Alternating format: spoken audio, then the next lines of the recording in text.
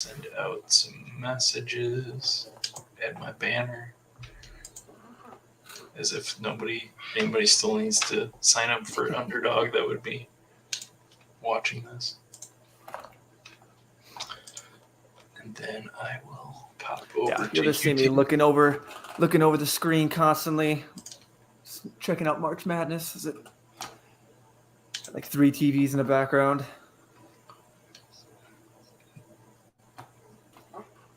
Test. All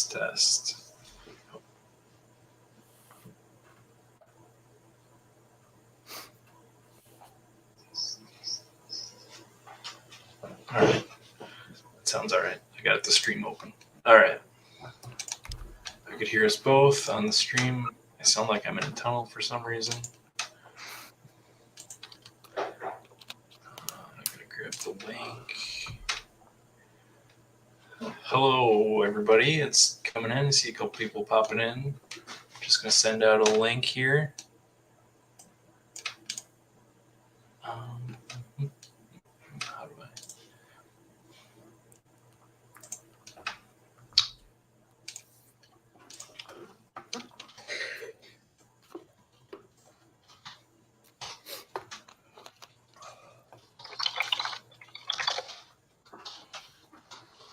So how many tournaments have you got going? Do you have a bunch of slow drafts running as well? No, I don't. You don't? I finished up the couple that I did. I mass entered before I went to Mexico, and I still got there's some people in there that take the full 8 hours and are just timing out. It's just brutal. I guess that's why you do a bunch of them, right? Yeah. I just sit down, basically breakfast, lunch, dinner, and just crank out what seems to be like 15 picks over and over. I'm just like, all right, what does this one need? Yeah. I used to do more slows, but I kind of stopped. Yeah, I wasn't gonna do any, except I felt I was gonna fall behind for that week, so I needed to get some out there. All right, sending out some Discord things. All right, cool. Well, welcome. We have 0 viewers right now, but that's all right. Welcome, Shane. How are you? I'm doing good, man. Thanks for having me on. Yeah. Yeah, we have excited to get some bunts in. We have not talked prior to this, but we've been chatting a lot in the Spike Week Discord. We have it's been probably our fifth. We've been talking for 5 minutes now, and 2 of them have been live. So, all right, let's get going here on a bunt. We got 1 person here waiting for 9 people. For those of you, just get a little intro again here to the format. We are drafting on Underdog. There you have 2 tournaments, the Dinger, which is a $25 entry, and the Bunt, which is a $5 entry, which is filling at a lot faster rate. I've personally only done bunts so far, just because I like to draft and my money goes further there. Shane, what is your preference? Yeah. I did a few dingers when it dropped, just because I've been trying to get content out, and I've been just itching for it. So when a dinger dropped, I think it was on a Friday, and then the bunt didn't drop till that Monday. So I drafted like 5 of them periodically during that weekend. After that, it's just been 1 dinger. I think when Dagus hit me up, he's like, just please join. I've been in here for like 2 hours. I was like, all right, I'll join a dinger. Otherwise, yeah, no, I've done the same thing. I think if we count slow drafts, I counted them up. I think I'm at like 95. It was 95 like last draft, so I'm close to 100 drafts. That 100 is sort of my target. I think I'm at like 60 something. So yeah, it's been I tried multi-tabling them, doing them. It's not too bad, especially when you have drafts. So many people are timing out or just taking forever. Right. So it's pretty easy, just like NFL, where I've done 2, 3 at a time. So all of a sudden I can catch myself. I'm like, okay, I've just dropped 10 drafts in the last feels like 4 hours. I'm like, let's just reel it back. So I actually haven't drafted I've just been updating that sheet that I sent you with ADP and bat projections. Mm-hmm. I haven't drafted in I think a couple days. I think I maybe did one, and I ended up not being able to do it. Like 2 rounds through, I just clicked autopilot, and I don't even know what it turned out. So yeah, I've done that where I've been like, I'm just kind of tired now because yeah, I tend to have time at night. yeah, I've fallen asleep twice, like for sure. Well, at least I've actually named the 2 autopilot, so I'm interested to see how those do compared to my other drafts. Watch them be like the ones that go farthest in the tournament. Just a draft I stopped drafting after 2 rounds. yeah, Probably has glass now. The way my rankings are set up, they tend to, if I auto draft, I need to set like some pitchers up, move them up, because otherwise they don't get auto drafted, and I just get a bunch. Mm-hmm. I get my 8 max pitchers at the end. That's literally how I've noticed when I did do an auto draft, because I did one in the Discord, CTL, I think it's CLT, Go Blue. I just call him Go Blue when I see him. Yeah, he keeps doing earlier it was like auto draft season, and I was like, all right, let's just see what happens. So I just signed up for a couple, autopilot them, and I was like, okay, well, I know what's going to happen. It's going to be 12 to 11 batters right away, and then there go your pitchers. So right, yeah. And I wasn't. It was very scary with the remaining group of pitchers out there. Yeah, your auto 0 pitcher.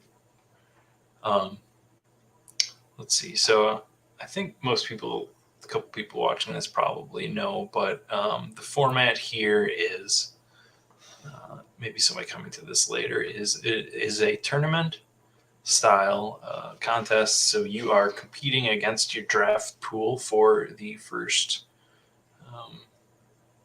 I guess it's called qualifiers.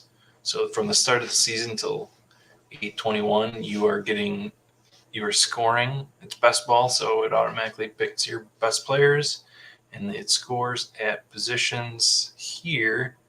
Here's your roster. So each week, your 3 highest scoring pitchers, 3 highest scoring infielders, 3 highest scoring outfielders. And the new addition this year is the flex, which picks from infield or outfielder. So it's a pretty casual format. You don't have to worry about positions. You don't have to worry about having a middle infielder and a third baseman and a corner infielder and a utility and all that kind of stuff. And it's just straight points. So you're not worrying about roto categories and all that kind of stuff. So yeah, I don't know what. And just a note, if you not many people have. I'm assuming it's a very slim people in this category, but if you have drafted or did maybe just a couple last year, it is different from last year in the fact that they did add the 2 extra rounds, and that flex spot is new, like you mentioned. So, we're like best ball itself in the Wild West. We're working with brand new stuff. So like even the data that we got last year, it's still, it's small sample size, and then also we've changed up the format itself. So So it's a change. It's a change up for sure to think of. So with that flex spot. The data that we do have is just for the Dinger contest from last season, so it's even smaller than you would expect. Exactly. So that's why I myself, Dusty in the Discord, Anthony that I've been in contact with way earlier. He's gone through it. He sent me some stuff, and I kind of take it with a grain of salt. Like, it's nice to look at. Like but at first I was like, oh no, I'm gonna get my ace pitchers. That's what's gonna go. And now I've done that, but like, I've made sure I'm not anchored to anything. So I have right now, I'm actually going through my builds and seeing what my most common builds are and whatnot. So, here we go. All right, we're live. We got at the first pick, you mentioned him, CLT Go Blue, our Spike Week buddy. And let's see, we got moving average. Oh, yep. Go close to the screen to see these. I wonder if. There we go. Perfect. Does that help? Perfect. Yeah, that's perfect. I should probably do that anyway for streaming this. I never tried. Yeah, that's perfect now. All right, so we got 4th pick. We're gonna we're gonna have some fun. I see Trey Turner there at 4. How much Trey Turner have you been getting? Because I know you had a little error in your projections, so he was down there.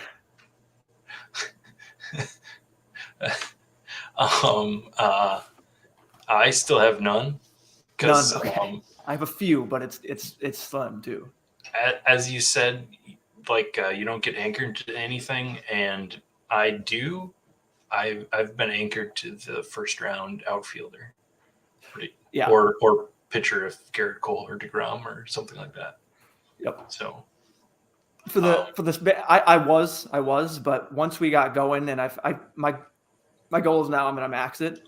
Mm-hmm. I'm just going to do it. I want to kind of get all that data in. But I'm just going to try and spread out everything as much as I can. So as much as I agree, I want to get the like I was going early outfielder. I mean, at one point, I think I have a little article coming out, and we talked about in the Discord, the 0 infield strategy. That still to me is very viable with how many quality infielders are.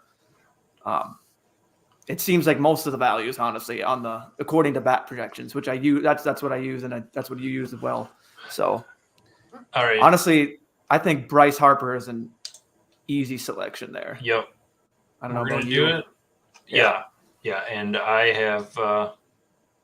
We're gonna pop. Yeah. Nick Castellanos. I like that. He just. I mean and I personally have been drafting so many free agents because I liked the variable. I liked that fact that they seemed they're just a little undervalued.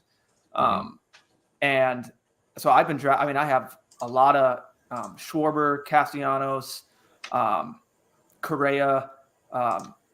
I just have so many free agents who I'm trying to think off the top of my head now that we're on stream. I'm blanking, but it was at one point Soler. I was just like, Soler. Sadly, I'm not. We'll see what he does. The park isn't great, but I mean, he matches. Yeah. So today he went to Miami, signed like a 3-year deal, which good for him. Opt-outs though, like Correa. So opt-outs after the first 2. So it could just be a 1. It doesn't seem like a place that you go to shine though, between the park. So I was thinking about it after a little bit, and he played in Kaufman for so long, and I think they're probably pretty similar in terms of home runs. And he had no problem hitting him there, but if you wanted to take a 1-year deal, you think he'd want to go somewhere else. But maybe there wasn't anybody too far in on him. I don't know. Exactly. I think it was just he's just getting his money. Going here. I don't really know. I don't really know anybody else in here. These names, no, at least the back end. Even I don't recognize Burning Sage. Who we should point out here took Garrett Cole pick 2. Oh wow! I have not even noticed taken him. I usually take him 9, 10, 11, something like that. Yeah, I don't mind taking him. Last year I was taking DeGrom like the first pick sometimes, and that didn't really work out. So maybe I'm overreacting to that. Yeah. That's something that I'm trying to just what the bias of what worked in the playoffs, and then all of a sudden I had teams that had this, and if they just had a little bit more hitting or pitching, it's like it's baseball. There's going to be injuries nonstop. Like that's my thought on that's what my thought on pitching is. I'm just trying to get most shots on deck. So regardless if I do grab an ace and DeGrom, Scherzer got a little double aces on the Mets. Okay. Let's see. Kappa did the fun turn Houston outfield. I have yet to do that. I have yet to pull the trigger on them at 12 and 13. I don't know. I always Freddie Freeman's normally there, and I've always been taking Freddie in that spot. Yeah. So let's see. I don't really want to force Castellanos here. I'd really like to take Devers. If he falls, yeah. I'm a big fan of the Boston stack also. Which I did write up something. We'll see when that comes out. Oh yeah, so Matt Olson gets taken. Yeah. I assume that person No, they took Shohei. I was gonna say maybe they took Okan. Yeah, I like Devers here. I think that's a no-brainer. Yeah, because we have plenty of options, or we can still maybe force Schwarber even if we don't get Castellanos. But his ADP based on bad projections, it's starting to even out. But there's still guys like Teoscar Hernandez, George Springer, who goes right there. Yelich has been falling a little bit, but he still goes around that time. I've been trying to force so my thing is I'm not trying to do it too much but I see I've been checking my exposures and I have 0 Yelich. I mean, I had nothing. Me too. So I've been reading up and I'm doing a lot. I see a lot of we get sniped by our friend here. Ooh. He had to do it to us, huh? Yeah, he had to do it. All right, so it's a little early too. Is that where he's not? Is that his 80? Do you have to think he's going to go? He's at 33. Okay, so not too bad. But he's only going to go up now that he has a team. What are you thinking here? I'm gonna come back with JD here to go with Devers. That's what I like. That's why I liked. The only other option would be like a Robbie Ray to get our ace. Yeah, no, I like JD. I have not taken Shane Bieber. Oh, here we go.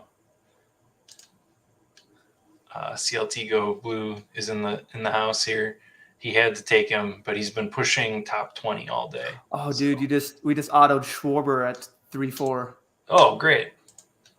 I did not even notice that. That's all right. I was staring right at it. I didn't even say anything.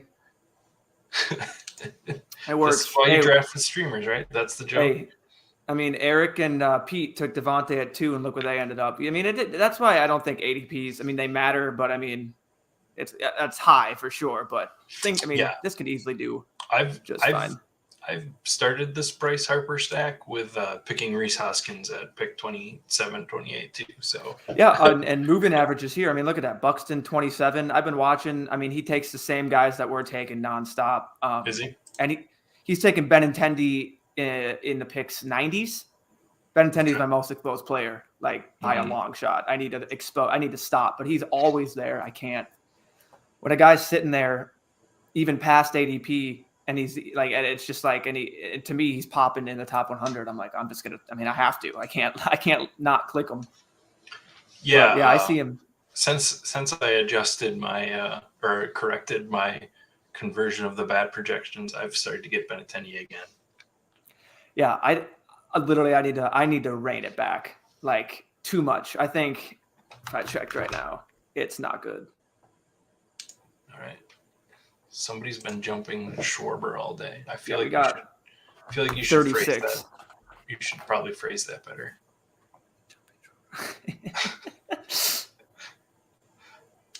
That's his interesting. JD's still hanging around. 10 picks. He's not going to make it. But we got Gallo here. Teoscar's still hanging out. That's about it for outfielders. So what do you feel like your most common build is, or do you find yourself gravitating to more like the final exposure, like a 9? You doing 9 pitcher, 8 pitcher?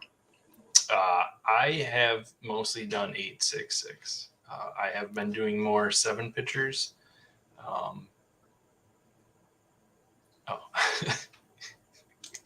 He says he's jumping ADP. That makes more sense. Hey, we're just making sure. I just see a little thing pop up on my screen, and all it says is you're jumping on Schwarber. So, all right, let's see. We're 5 picks away. There's a non-zero chance that Trevor Story goes to Boston. I don't think they pull the trigger on Story. Yeah, they need. I think their fan base wants them to do something, but I don't know if they are going to. Although you never know because the Twins got Correa, so who really knows? To be honest with you. Yes, we didn't jump in. Barrios goes pretty early there at 43. I've been getting Gosman over Barrios, honestly. Yes, yeah. Yeah. So I don't really want these pitchers till our next pick. No. So honestly, if we're Goldschmidt's the one that pops out. I know he's no one in the stack and he doesn't have it, but Yeah. that's as of late. I've been going a lot of Goldschmidt. Yeah. Yeah. And I forget. At some point, we talked about it over in Discord that I'm perfectly fine betting on Goldschmidt. Like, he's getting up there in age, but he's just always hit. And he could fall off, but I don't know. At this like he still projects well. Mm-hmm. Yeah, and that's the thing. He on the bat. He projects in the top 20. Like he projects higher than I think it's like I mean a lot of the guys that are going up in there. So that's why I've been finding a lot of Goldschmidt lately. Mm-hmm. I'm trying to. So I've been taking stands on basically. I've been using my projections, pulling the trigger on that, and then also going off and doing stacks, not worrying about ADP too much and just trying to get different builds because I found myself just getting tailored to the same guys over and over. And I'm just like, especially this like middle outfield section like this. So there is he always around. Verdugo can hang out. Carlson, some of these guys are always there longer than these rankings. And you sort of just get a lot of lineups that are your stack plus those guys. If you're prioritizing those middle, if you want like 4 outfielders pretty early. So I don't know. I don't really know. I feel like a lot of people are really high on Walker Buehler and Julio Urias, and the bat's not having it. It just is not having it. I have very little Julio, like none. Mm-hmm. So I like to have one of these guys. I have probably too much Gausman, but I'm fine starting with him. So I'm taking a pitcher here. Yeah, I normally take like what are we in that? Yeah, this is normally the range I go in. I sometimes stretch it one more because I feel like I can see. I feel like Gausman has been going repetitively in those 60s, or I've seen him drop to that. So I've been stretching that a little, but yeah, right now, yeah, no, for sure, because there's no one really even I saw up there. Yeah, and he just went. Sandy Alcantara is the other guy that is not popping in the bat, but everybody's on him in terms of pitching. He was lower ADP to start. He's jumped like 15, 20 spots. Than what he was. So and a lot of the season long guys are buying in on him. Yeah. Let's see. We got here CLTV. B Shot says, "Have y'all gotten much Muncie since Dave Stewart's comments?" I don't know what those comments are. Is it anything from like he expects him opening day? That's what I saw last. But I was at a 6th grade basketball tournament all day, so if I missed something, that's probably it. Yeah, you decided to go play against the 6th graders to get fans. I needed some just a way for me to vent. So yeah, I just went and stunted on some 6th graders. No, I went and watched my nephew's opening day. Okay, yeah, no, he's been popping in the bat like nonstop. I think he's Muncie. Not terribly, but I mean he's always a guy that's been there. And I mean, when it comes to people that fall, he's been a guy that's I've seen fall quite a bit sometimes. And and I should say this because I've been drafting since it started, and a lot of these guys ADPs, I've gotten a lot of them to start, and then I've slowly backed off because they've jumped to their what should be their ADPs. Yeah, like Rhys Hoskins is a good example of that. The guy that has really shot up. He has shot up, yeah. And I'm sure we had something to do with that. But all right, we are coming up. We might have had something to do with the 0 infielder thing too, as well, because no one was drafting except the people in our Discord or around us. But let's see here. There's my boy Frankie, but I feel like it's a little early for that. I like Rhys. I think that's. You think we take him here? Unless what outfielders are there? It's basically Fran Mail at this point. but I'm fine going with Reese and then basically turning off this Philly stack until maybe a Segura later. So I'm going to put everyone on something, and it's just me because it's probably way wrong, and I'm just trying to get, like, I've been talking to you about getting different in the later rounds and trying to get people that, I'm not. I guess you asked for a way to identify them. I should say, I'm using the bat, and I'm doing that in a way where Luis Urias is popping crazy, like in the later rounds. Colton Wong. You probably want to hold that off. He did have a oblique hammy today in the spring training game. You go to one tournament, man. You go to one 6th grade tournament. How is it bad? Is it bad? Or it's just kind of like a day-to-day? They're not saying till tomorrow, so that doesn't sound good. Doesn't help. Doesn't help, man.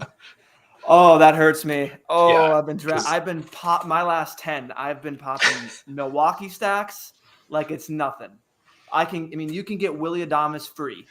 Like, he's free in the at 150. That's the guy that I'm probably about to have the most exposure to if he just still sits there. But never mind. Milwaukee stacks is off now. That we'll pause for Luis Urias. Goodness. So our options here are to jump on a Verdugo. I think we can wait on that. I like taking Montas at this point. Yeah. For a second. It's easy. I was going to pull up my bat projections, but when I have them just sitting right here in front of me. So basically in your rankings. Yeah. Yes. Yeah. I believe Frankie Montas is my most exposed pitcher. I think I have an error on Ian Anderson, but unless he's projecting for more volume. It is now Erod, Patrick Sandoval, and Frankie Montas.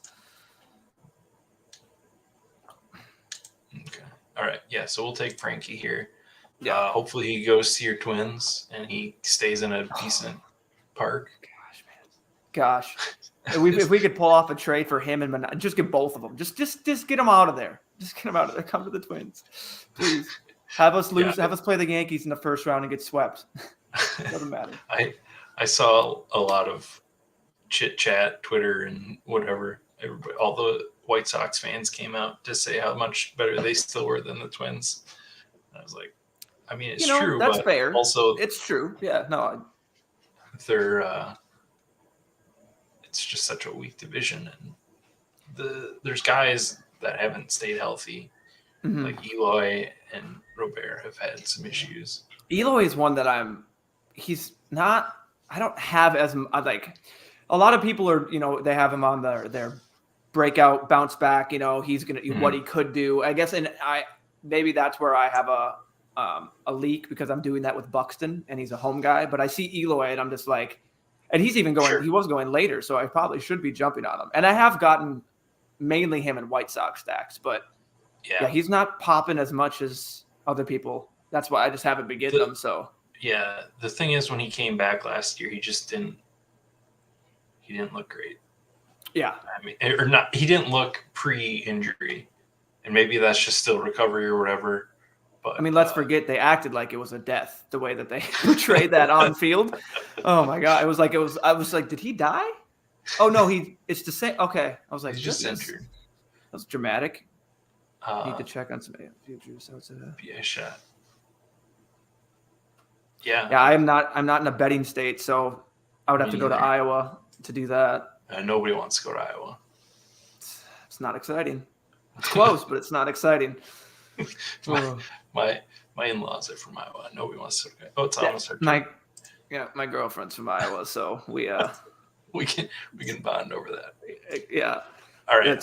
Verdugo. I like Verdugo here. I'm really happy taking him. And well, that's a really early Hunter Renfroe, but maybe not. I've done it when it comes. See, let's check him out. Does he have any Milwaukee guys on there?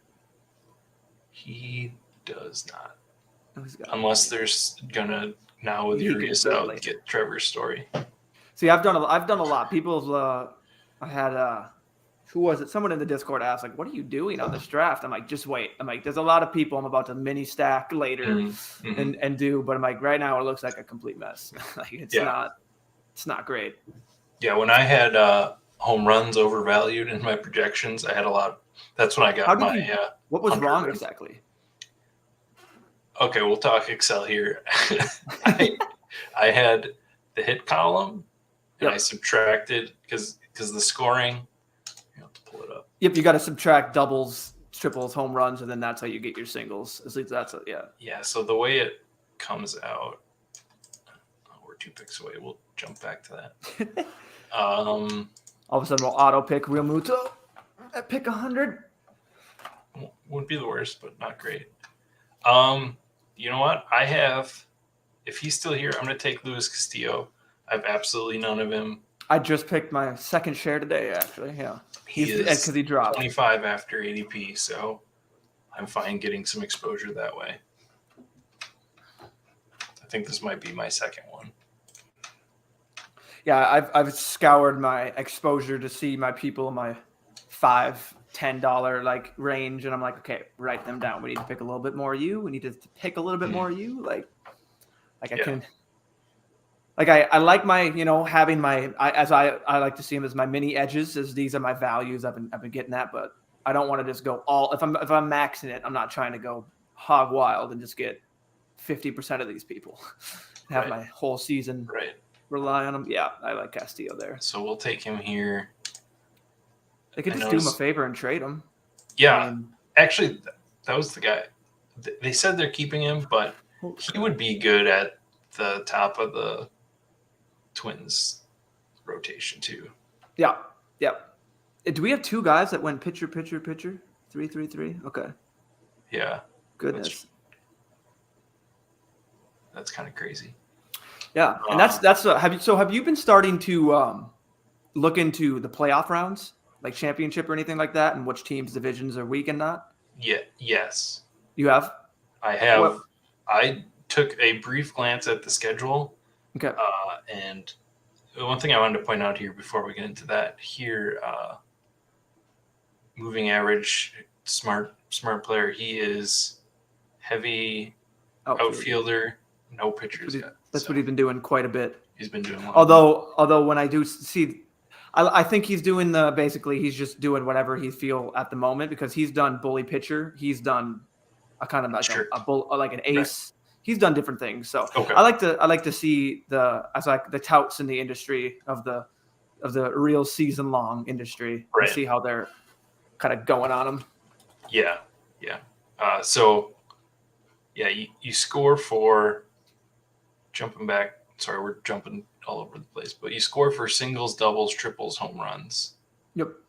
Walks, hit by pitch. So the projections come out of Fangraphs with just hits and doubles and triples and home runs. It doesn't have a singles category, even though it does exist in the player page. So yes, I just did not subtract. I basically was adding 3 points to every home run. It was still counting as a hit. Gotcha. And then I also was pointing at the wrong cell for my stolen bases, so they were being scored like hit by pitches. So if anyone is looking at the rules, like if you were to go basically and scroll down to rules and click that and do everything, there is an error that I did point out. We'll get this pick here quick. Let's see, infielders. We have Realmuto up top here, but I don't really need another. I think Phillies he can fall unless we see moving averages take him, which he easily could. But I mean, yeah. So I'm going to take Erod here. Erod, yeah, just go with our trusty boy. Because the only thing that I really worry about, with him is some more lingering potential heart issues, because he had wasn't it micro? Wasn't it micro? I forget how you pronounce it. Yeah. Microitis or something like that. Yeah. Yeah. So here, Joshua Riddle says, you started talking about schedules for a minute. Yeah, we'll get back to that here. So the one schedule that see all my favorite websites here. 3 picks away. But what I did It's a funny picture still there. Let's see. Check our outfielders here.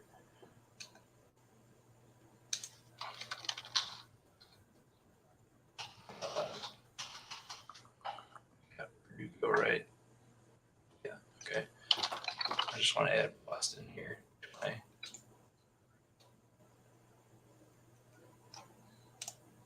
And Kiki has just dropped from his initial ADP. Yeah. He keeps dropping too. He was at like in a straight 100s at one point.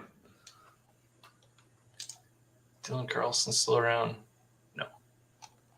We're way too late on that. So do we go for a fourth outfielder? We just get a nice pitcher here. I think I want to just go for pitcher. Yeah. Honestly, your preference here. I like I'm just going to take Manaea. Yeah, the top, I should say, two. Tyler Mal. I don't believe in Ian Anderson, but. Yeah, I've taken just some just because the bat likes him a little bit. Like it does. So, I mean, and I'm like, all right, well, if I'm trusting it, I'm going to go take a little bit. But yeah, so back on that schedules thing. Yeah, so here, another comment. Interesting. NBA was an interesting test case because some COVID reschedules impacted playoff schedule. Yeah, that's very true. Yeah. Could have some double headers. And we confirmed it. It is 9 inning doubleheaders. They're not doing 7 this year. Yes, that's but right. The Ghost Runner may make a return. May come back. Yeah. Yeah. Okay. So our playoffs are the finals and the semifinals are September. So yeah, I can get those up for you specifically if you need them. I have them. So I came in here and I just kind of scrolled through, and the things that I looked for was who's playing at Coors, how much is Colorado at home during those times, and then also who's playing in Great American Ballpark, because those are the top two home run. Those are the two top home run parks, and then who is facing the Orioles, because they don't have any pitchers. But I mean that ballpark now, if it's in Baltimore, that went from one of the Cardi said. I mean, it went from one of the most hitter friendly, or at least left field, to then. Yeah. I mean, 30 feet, and then they raised it 5 feet at least. Right. I mean, that's a big deal. It is, but yeah, it's the Orioles. They don't have still the Orioles. Yeah. So the one that really stood out for me, I'm just going to go right to here. And we're 2 picks away, just to let you know. Oh, okay. We'll load them up here. You can see it's Boston. As you can see in my stack here. I haven't taken any Duran. I'm worried that he doesn't play much. I just add him in case I'm feeling spicy. So you're a Brewers guy, and I've been on your Brewers. What do you think about McCutchen? Because I've been taking a little bit of him because they're saying he's going to be DH. Here, we'll let you. We can get to that after the schedule if you really want to hear my Brewers thoughts. I'm gonna. I hate having. Yeah, I'm gonna take Real Muto. He could go by the time we get to pick again. He's gonna start creeping up now. I mean, now that everyone's talking about Phillies. Right. So now we totally snipe B-shot on his Castellanos, but that'll be fine. So yeah, we definitely don't need to worry about any stacking, but I still might add another Boston guy, Kiki, if he falls, because leading into their schedule.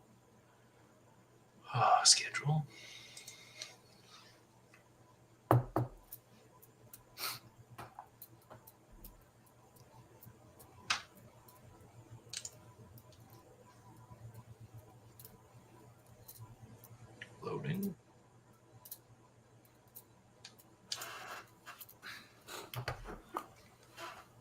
We jump to September. And I did write about this and send it off to Eric to hopefully post on Spike Week, but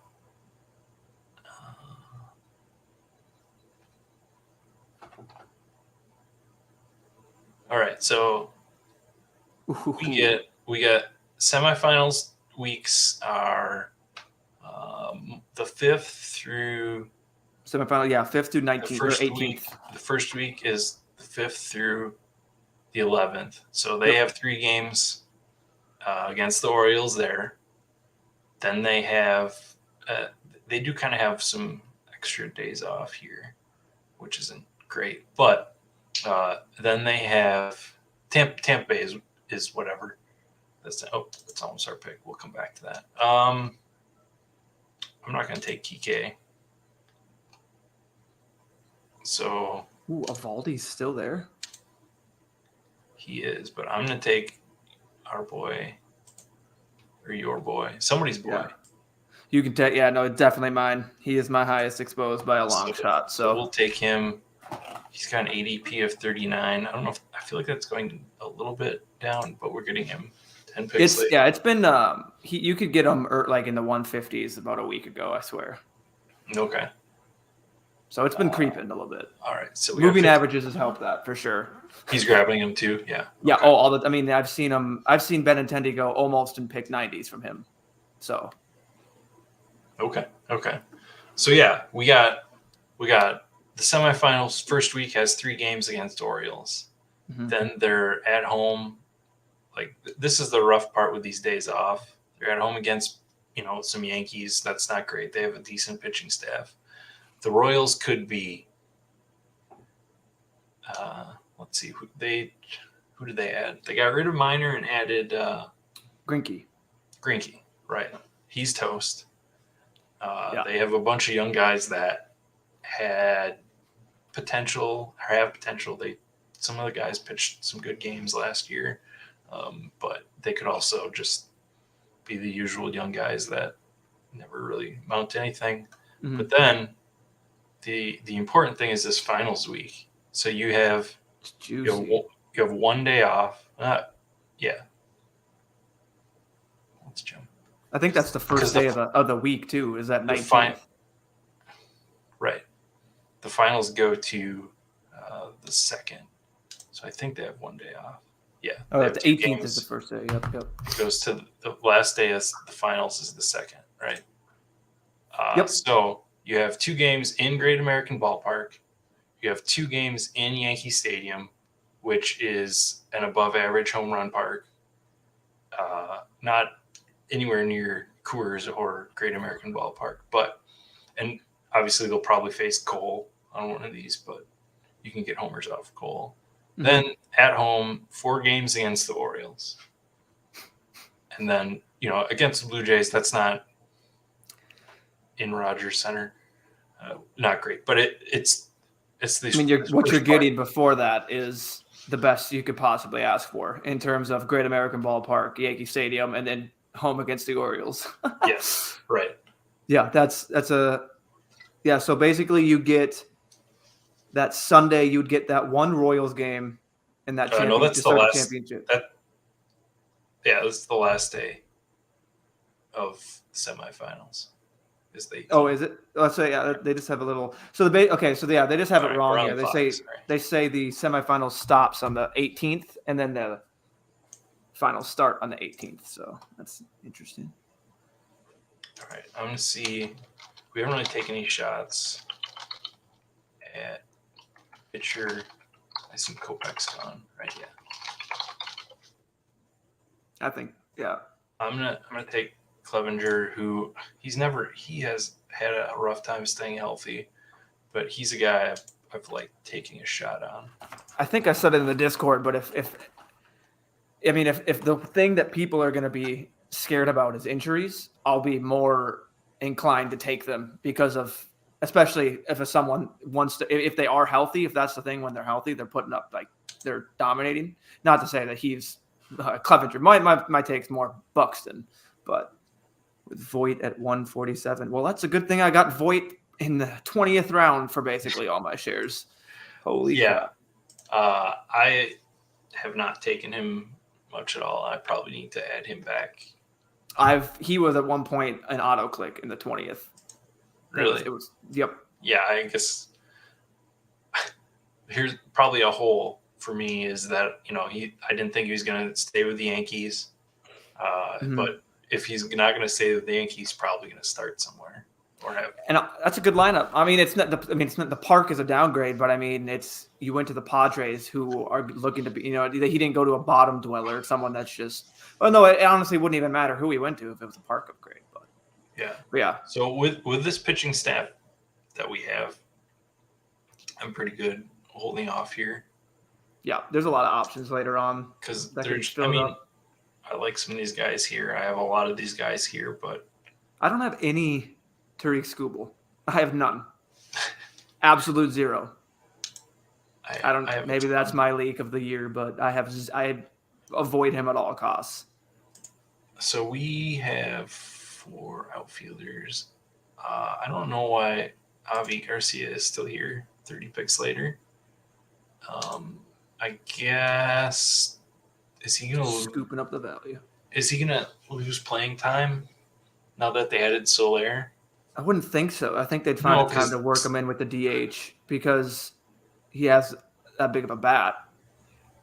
Right, because they're actually let's head check over. roster resource, but I don't think. I mean, if the Phillies are going to run out that lineup, I don't think the Marlins are worried too much about. Yeah, they're going to have a terrible outfield defense, but I think he's in there. Yeah, so they got obviously at center. Yeah, he played some center for the Brewers last year. Did he? Okay. Right in center, yeah. Solera in right field.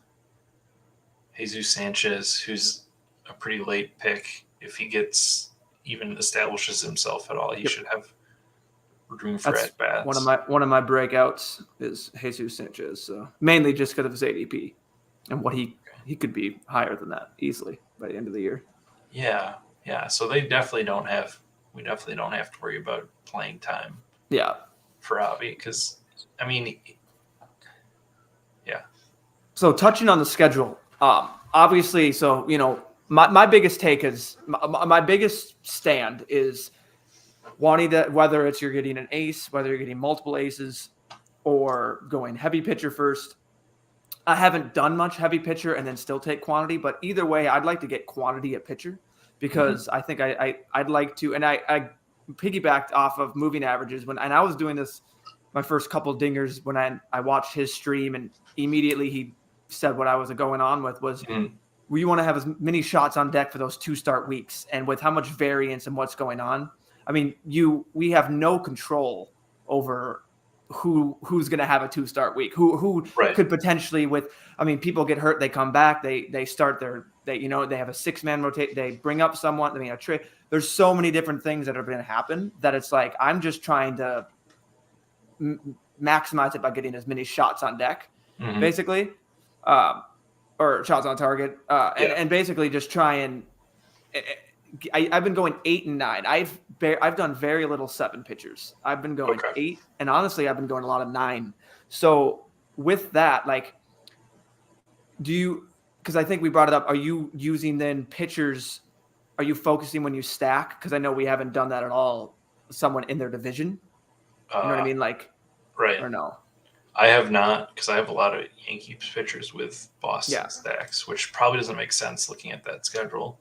And that's something I need to think about more.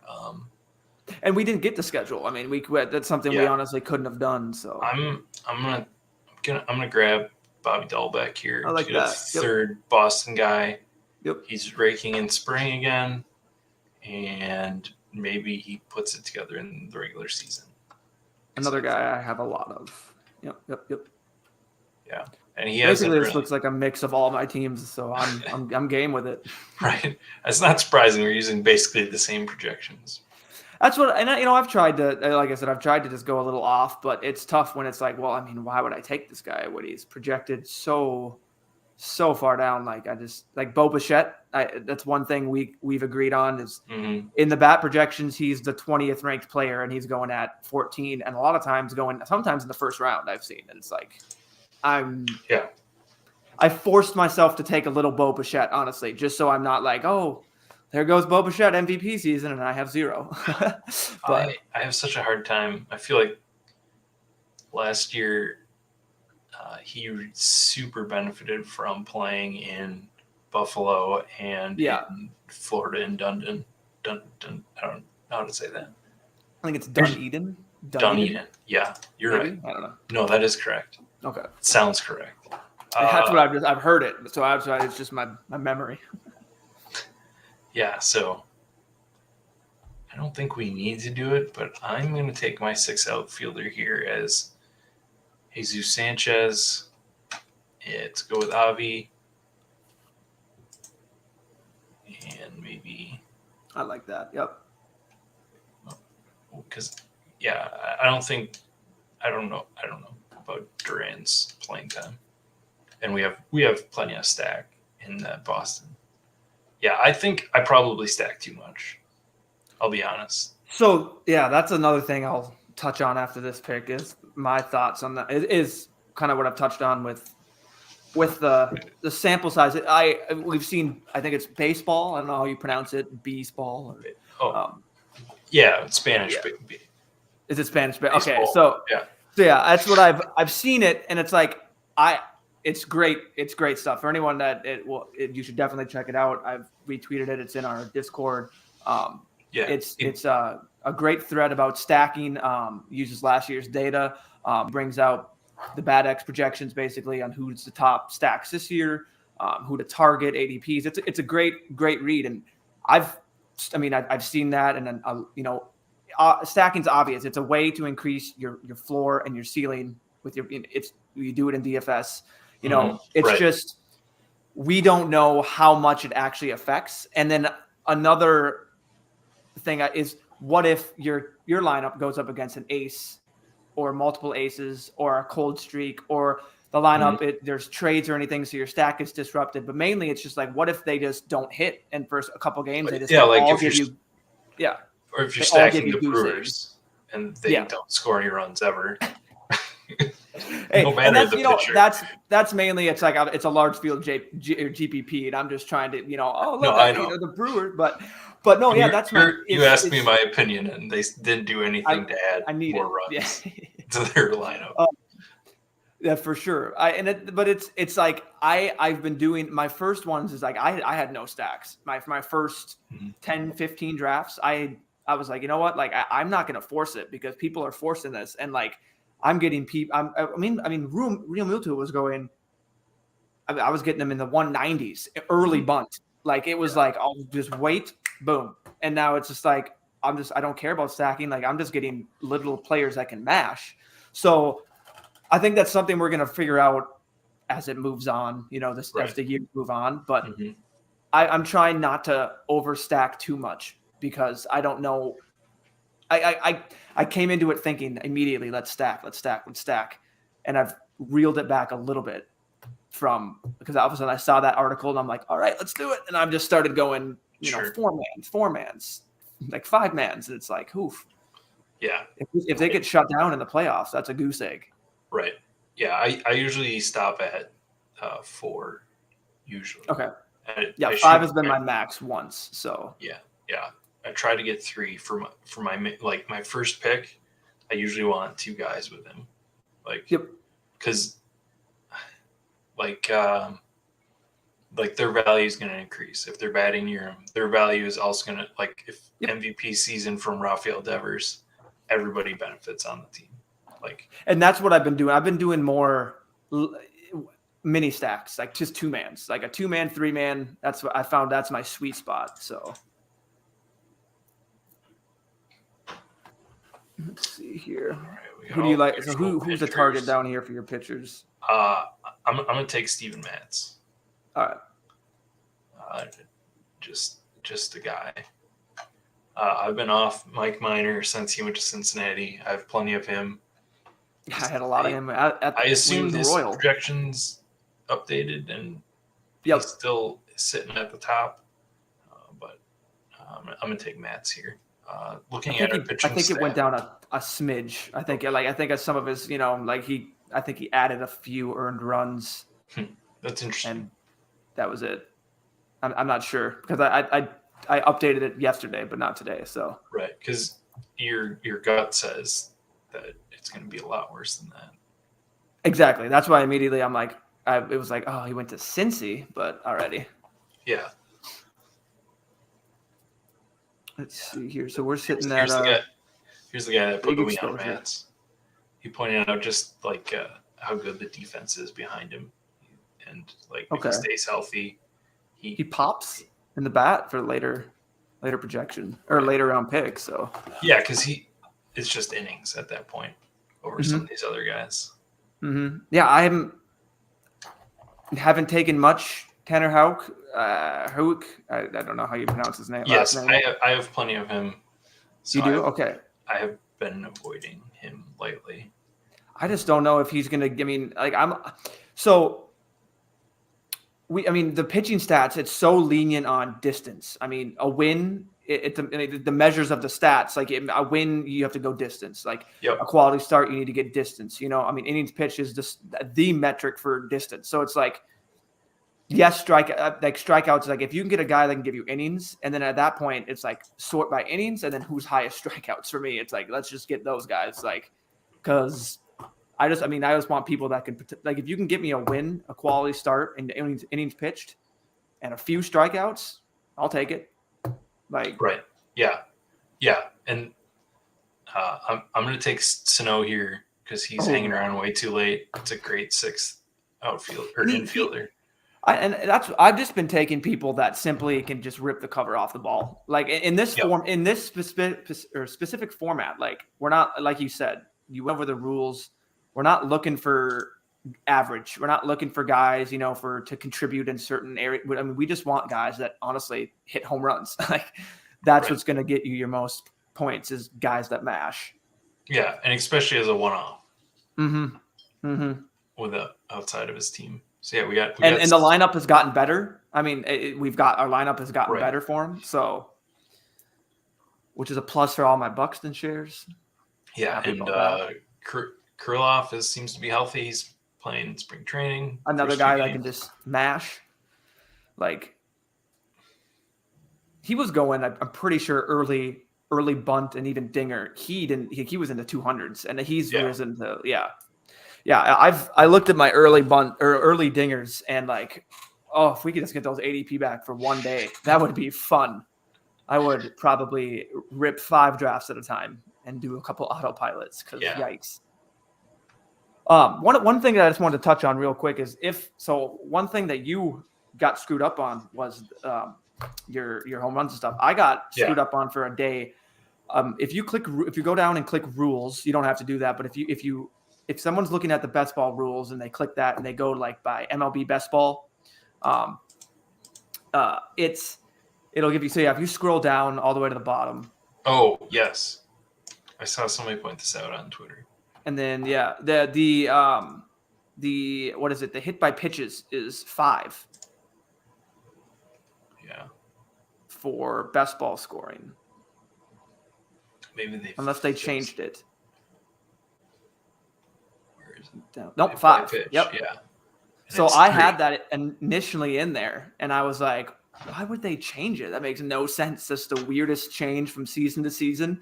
And for a day, I was like, so people that get hit by a pitch are going to be rewarded 2 more points? Like, this makes no sense. And then finally, when you go check the rules. So just anyone that is weird like me and just doesn't go double check the rules for a whole day and is just worried about hit by pitches, don't do that. It's the same. All right. So we're here. You're not going to like my late round pick. Oh, let's do it. Let me. No, you don't have to. It's Tony Gonsolin. No. They just signed Tyler Anderson. They have Heaney. They still need Anderson to pitch or Gonsolin to pitch. I'm pretty sure he's still in there. The last thing, because I did see that signing, but let me make sure to go check now. Because they also signed. They signed someone else. They brought Duffy in, although I think he's not coming back till mid-year, right? I don't know that. I just saw that. I didn't realize he was out. All right.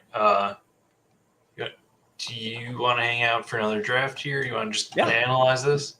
Yo, we can analyze this one. We can do another one, whatever. All right. So they did move him to a long reliever, I'm pretty sure, which breaks my heart. Gonsolin? Yep, absolutely Yeah, break. Because if you look, I mean, his underlying numbers are absolutely like. I mean, he had a man. I'm pretty sure he had the same strikeout rate as. No, that was Patrick Sandoval. I'm getting all my numbers mixed up, but he had a. See, I'm alternating 50%. Okay, see, that's fair. I like that. yeah. Pretty sure But it was. he's not going to get. He's not going to get consistent starts. That's what Nick Pivetta is, and that's exactly. At one point, Gonsolin was the number 4 starter, so he's really dropped out of that rotation. Or he was the 5. Heaney was always 4. Oh, and Kershaw technically wasn't expecting to come back, so that's why I did have a lot of Gonsolin. It's because they did not sign Kershaw at the time. And then May comes back at some point, so it doesn't look great, and he hasn't been consistent enough. We went classic build here. 8 pitchers, 6 infielders, 6 outfielders. This is a lot of my pitchers, with the exception of Luis Castillo. B-Shot says, well, I hope Heaney is kind of safe. I don't think. It depends on which Heaney shows up. Yeah. This season. He's got such strikeout upside, and he's so one thing that sometimes. Yeah, and that's the thing. So he's with an organization that I like, and that if fantasy does this the whole industry. You know, when you go to a team, right? I mean, lately it's been the Rays, the Giants. If a pitcher ends up there, Houston. It's like if they end up there, it's like, all right, we're looking good. So, I think because who did the Rays just sign? Old guy this offseason. I'm blanking. Corey Kluber. Yeah, I mean it's not. I'm not taking much Kluber. I don't think I have. I don't think he'll have the volume. But that's someone that's probably going to be very beneficial for the Rays. They're going to find a way to make him benefit. Like that's what the Rays do. So. Yeah. All right, we're waiting for. Oh my gosh, St. Mary's 15 seed. It's nuts. I don't know if you're a big college basketball guy. I'm not, but I. No.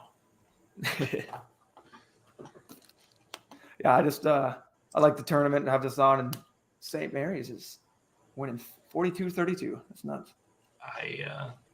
Not a basketball fan at all. See, I was interested in Luzardo until I've seen everyone start taking, and then maybe again, but like at one point, no one was taking him. He didn't have an ADP. Yeah. So then I like that. So I saw the Siege taking him, and I'm like, oh, Jesus Luzardo. I forgot about him because he had such a weird season last year. If you remember, he came up through the A's org. He was okay early, and then what happened? Did he get injured? He broke his hand.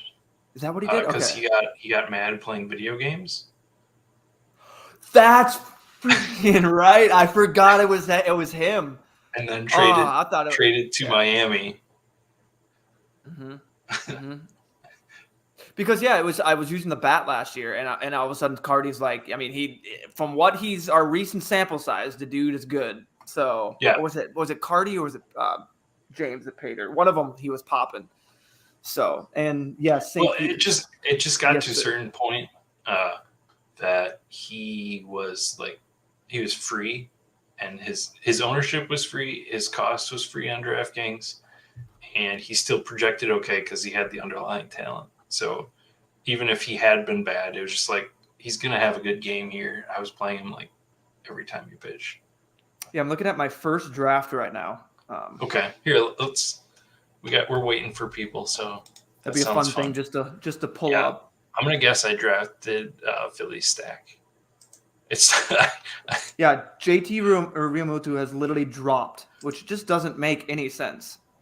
His initial ADP was 135 in the dinger.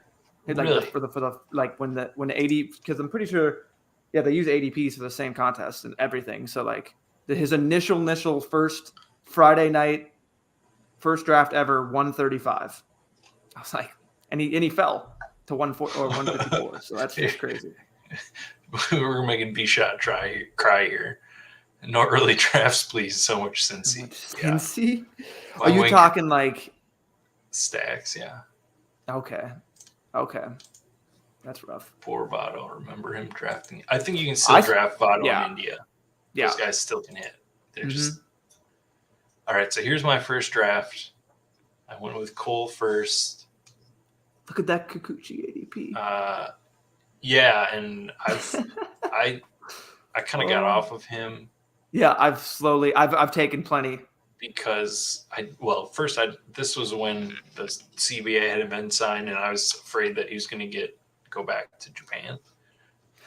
I was taking the method of like, I've taken the method of uncertainty. I'm gonna hopefully cash in, and I'm not saying I'm gonna because we have to see it, but like in that instance, I did take quite a bit of them, and now he's shot up. So I've been trying to do that with my free agents. I've just been trying to cash in on uncertainty and just hoping.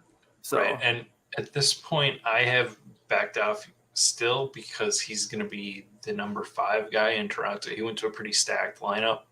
I'm not on Ryu to really bounce back at all, but he'll still probably eat innings. And I'm kind of worried about how many innings Yusei actually pitches because they have some okay young guys too. So yeah, Devers first pick or second pick, just like this draft. Yeah, here's a Cincy stack with Eugenio Suarez as part of the Cincy stack.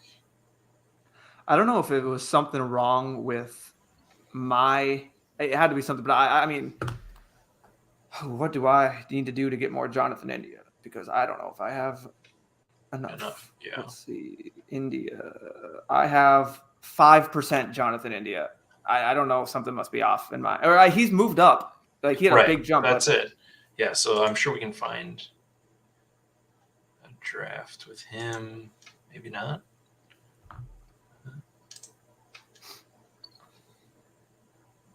Yeah, here. I took him pretty early. At 63. So maybe he hasn't moved up as much as we think.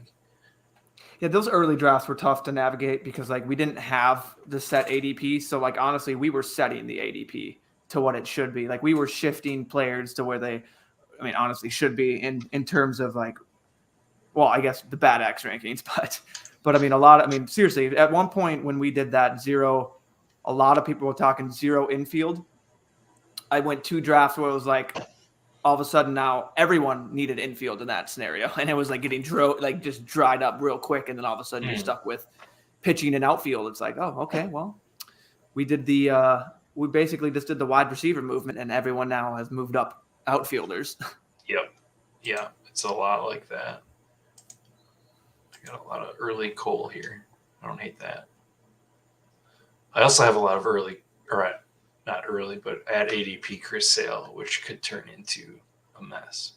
It's just going to be like last year where I had taken Strasburg a ton because he was coming off injury again, or last year too. And I was, all of his underlying numbers were still great. Trying to share out this thing, get more people in this draft. We've been sitting at 8 for a minute. Yeah. I'm going to be right back. So you sing a song or something? Yeah, I'll entertain the crowd. What do we got? I don't know if you in here. You juggling or oh gosh, sword juggling. Swallowing. Something. Yeah, I could try and juggle. That would definitely be entertainment. I bet to see. No, I'll just kind of go over my exposures, I suppose. Okay. Why not? See what we got in here. Any questions? Anything you guys want me to talk about? Go ahead and do it. Let's see here. Waiting for just hopped in. Perfect. I'm going to have to look at my phone. So if you see me not looking down at the screen, that is the reason why. I love that. Yeah, top exposures. Okay, well, you're not going to be able to see it. I'm not going to go like this either. But let me get that up for you. So I'll just do top 5. And you're going to see a lot of it is the same as what we just drafted, but Eduardo Rodriguez, Patrick Sandoval, Frankie Montes, Marcus Stroman, John Gray are my top 5 pitchers. And this is 78 drafts done with roughly probably going to be in the hundreds now. Actually, roughly 30 slow drafts still going. For infield, we got Ketel Marte, Willie Adames, Miguel Sano, Joey Votto, and Josh Donaldson. So yeah, your Joey Votto shares, I would not be too scared about that. I mean, he's still in great American ballpark, and regardless of what he does, or like regardless of who's around him, I mean, he's still got India, Naquin. I mean, I've been taking a little bit of Naquin earlier, and I haven't taken him much now. I probably should now that he even has a spot, but yeah, don't be concerned about Votto at all. I mean, he's still going to mash. He's one of the guys, I think, and Nez, if you're still in here, you could probably correct me on this, but I think Votto's the one that basically made it. He's one of the smartest hitters in the game. Like 4 years ago or something, 4 or 5 years ago, with that MVP runner-up season, he made it. He knew he was going to have to sacrifice and hit for power. So, like, I mean, that's specifically what he's been doing.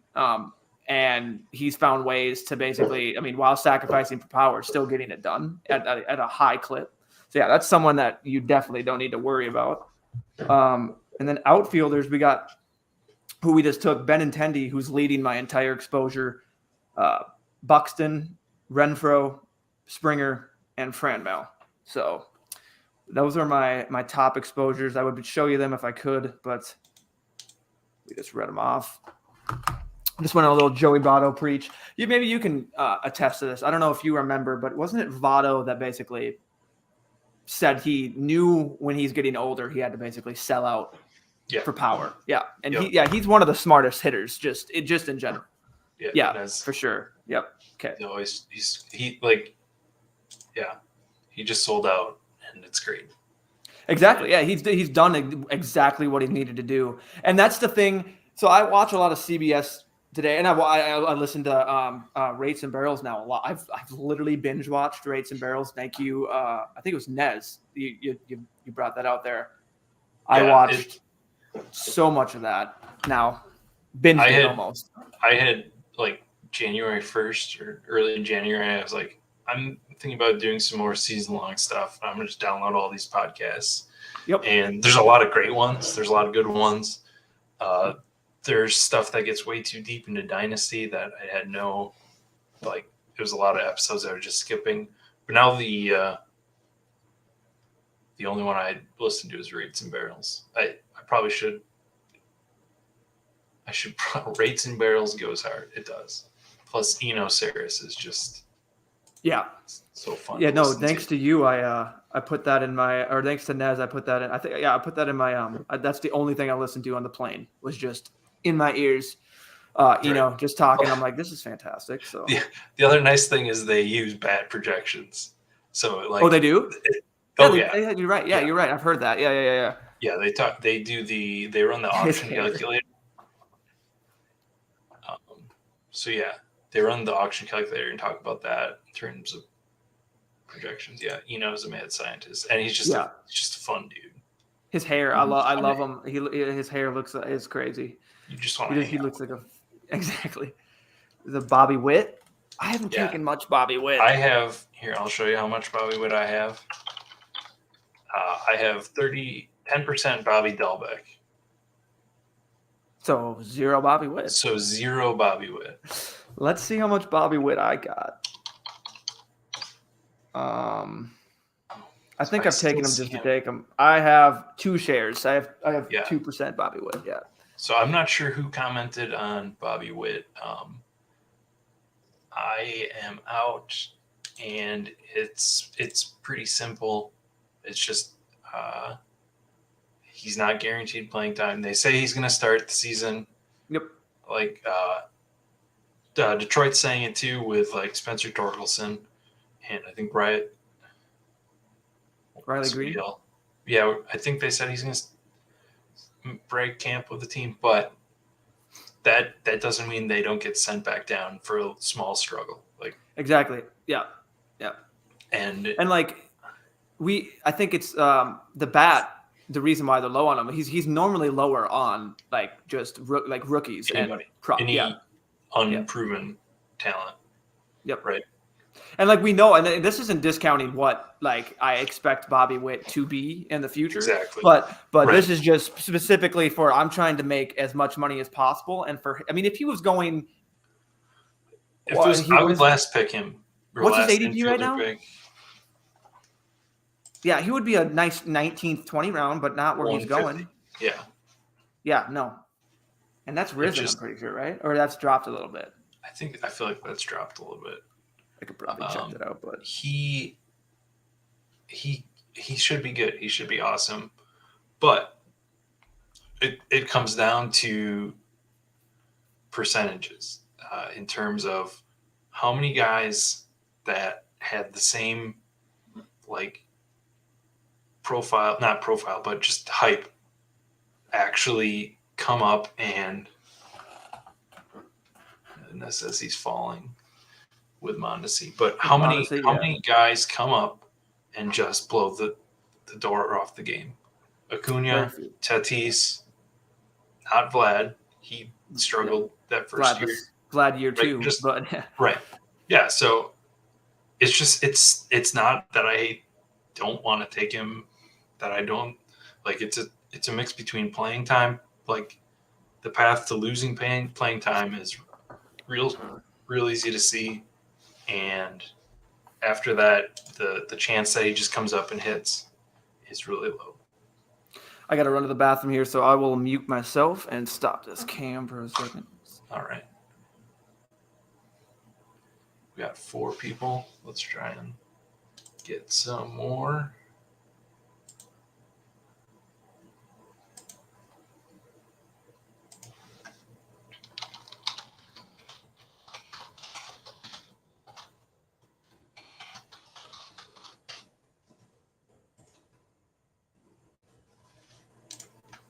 So yeah, if you look at right here, this is something that like you can take whatever projection system you want. You can average them. You can, is one better than the other? Probably. I'm just going to go with the one that I've used that has always done well by me, and that's the Bat. And the Bat X is that they both have him as a below average hitter this year. They're projecting him at a below average. 100 WRC plus is a league average hitter. He is below average.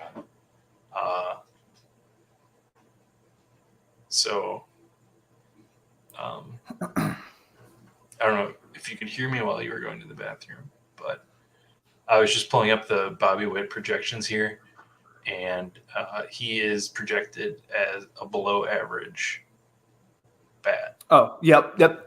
And the bat's alone in this projection, so like you can do with that what you will, but this is how I play fantasy, and I'm just not gonna do it.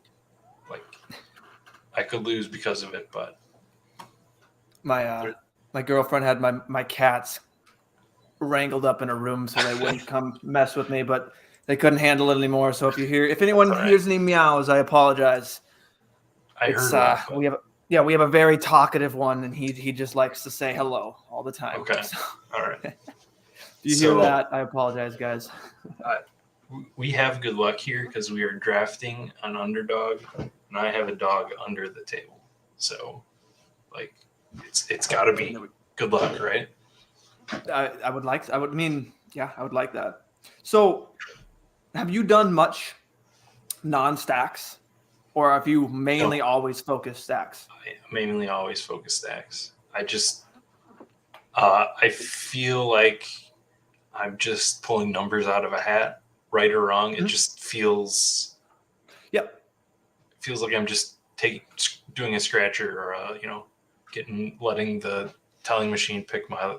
Like, it's not true because I'm getting still guys at values and stuff. But when you look at, if you go through projections and like the projections are median outcomes, right? They're not what this person's going to score. This is like the median outcome is going to be this amount. So the range of outcomes for players are different, up, down.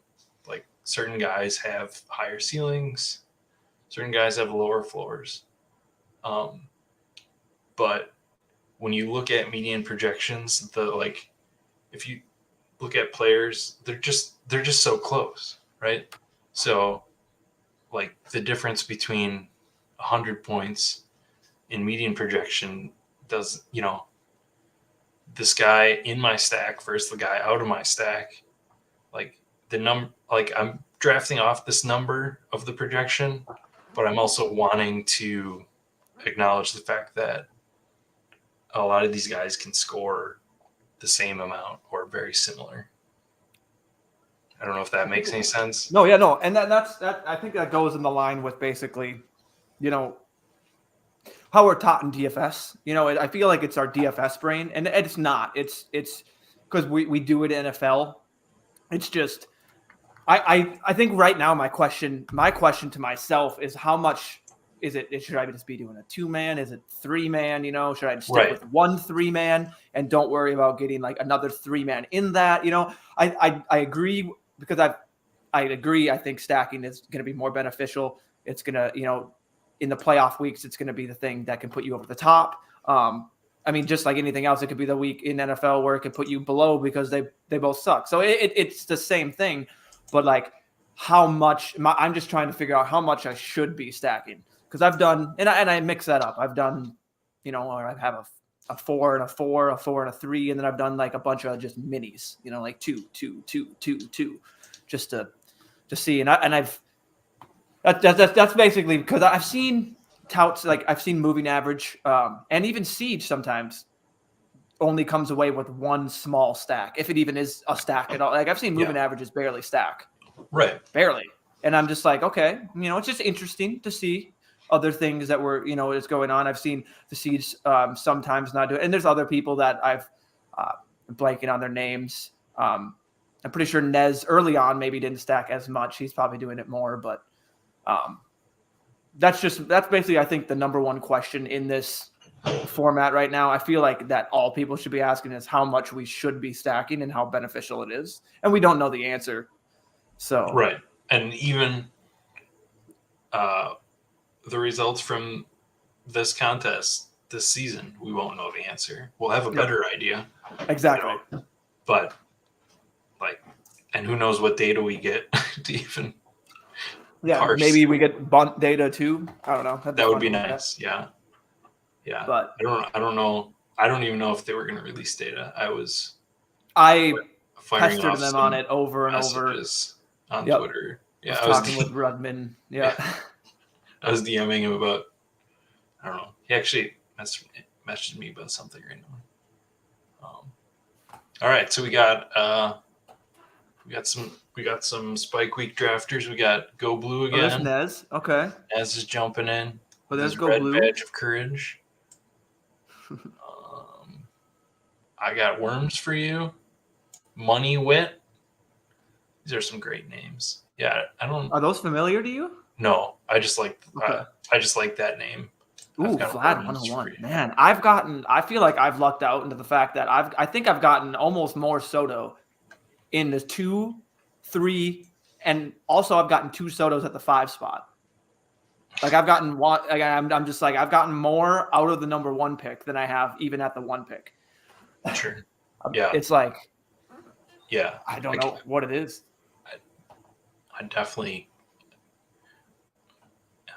I don't know. I had, it was Soto or Tatis were number 1s for me in my mind, and I just can't get goodness. Is Vlad going to score much better than last year? I don't know. We're going to be. I'd love to take Mookie draft or. I like Trout. I'd love to take Mookie Betts right here. I'll take Mookie Betts any place in this first round. I've taken him 3rd. Okay. I've taken him anywhere, but I need some Trout, and I like more so than Acuna. I think even because that's more of a manual bump. Trout is for me. I personally just see him, and I'm like, you know what? This is Right. There's no reason he's not still the best hitter in baseball and puts up numbers that are the best, like MVP numbers. Like it's Mike Trout. Like that guy, it's like you're like you said, you're splitting hairs at that point. So it's like, yeah, I've seen Mike Trout and I'm like, I'm just taking Mike Trout. Let's just go with a nice Angel stack if we're going to do it. Or yeah, Cole early again. I saw that. I'm like, what is up with this? Good for us, I guess. Doesn't matter. So yeah, I just want some Mike Trout more so than although Acuna. Okay, so that's I might have gone Mookie there because after my latest run, Mookie has jumped up to the 4th overall player, like in the whole entire thing. Sure. And because I think I ran it. Hopefully this doesn't screw up too much. I'm clicking things on my computer. Yeah, so I have 30% Mookie bets right now. So 30% Mookie. See, now that's totally fine. I understand now. So, but for people, if people hear and you are drafting, the Dodgers are projected, and I don't think I screwed this up. I honestly think this is projected after Freddie Freeman. Is they have 11,540 total fantasy points. Mm-hmm. Which is nearly 1,000 more than Atlanta, which is the next. So if you're going to stack a team major, which is I think my 1-5 team, is the Dodgers. That is the team to do it. And I do like what going early Dodger gives you because of the stack options with that. Just for people, but I do agree with your exposure to Mookie Trout for sure, just to even it out. Yeah, I agree completely. Give me Dodgers. Any part of the Dodgers lineup. And that's something maybe we can look into. What's the Dodgers lineup looking like, or playoff? I'm gonna take.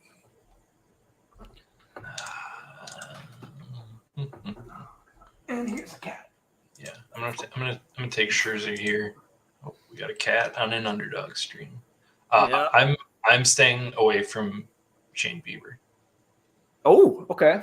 See, I don't like. I'm mostly staying away from DeGrom too. If I'm spending this early of a pick on a pitcher, I don't want. I can respect it. Yep.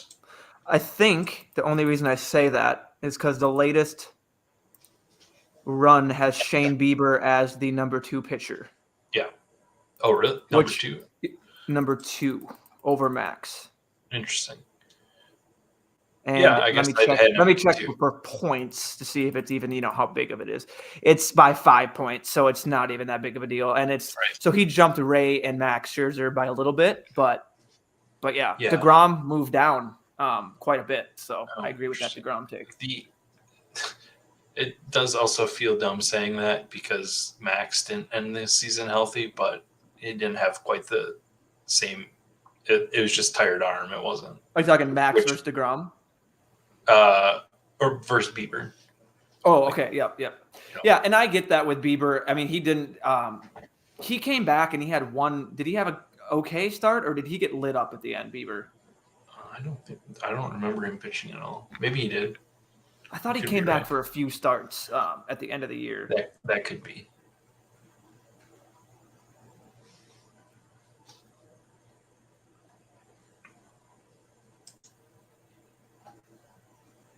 He's still hanging around. Silas says the link isn't working in your tweet, which is weird because it works for me. Who's Silas? It's working for me, but here's a new link.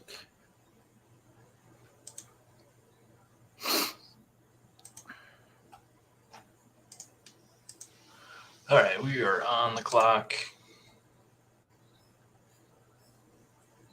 We are going to take Robbie Ray here, and we're going to start ace heavy. A little bit different than.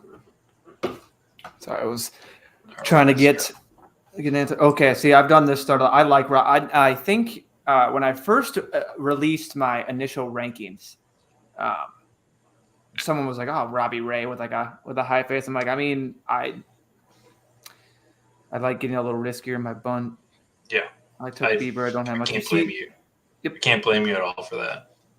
And that's another good that's a good thing I like to piggyback on is like I'm trying to get different in my own weird ways that I think they're different. It's again, I'm not saying I'm right. I'm not even close, but that's something I've been trying to focus on is how can I get different in a way. And then my thing is I've been talking with Sheep is I've been trying to find a way where I can get late round people that may not even be drafted at all. Because when looking at the data, there was a lot of people that had great advance rates that had they were drafted in 10% of the entire tournament. The data from last year.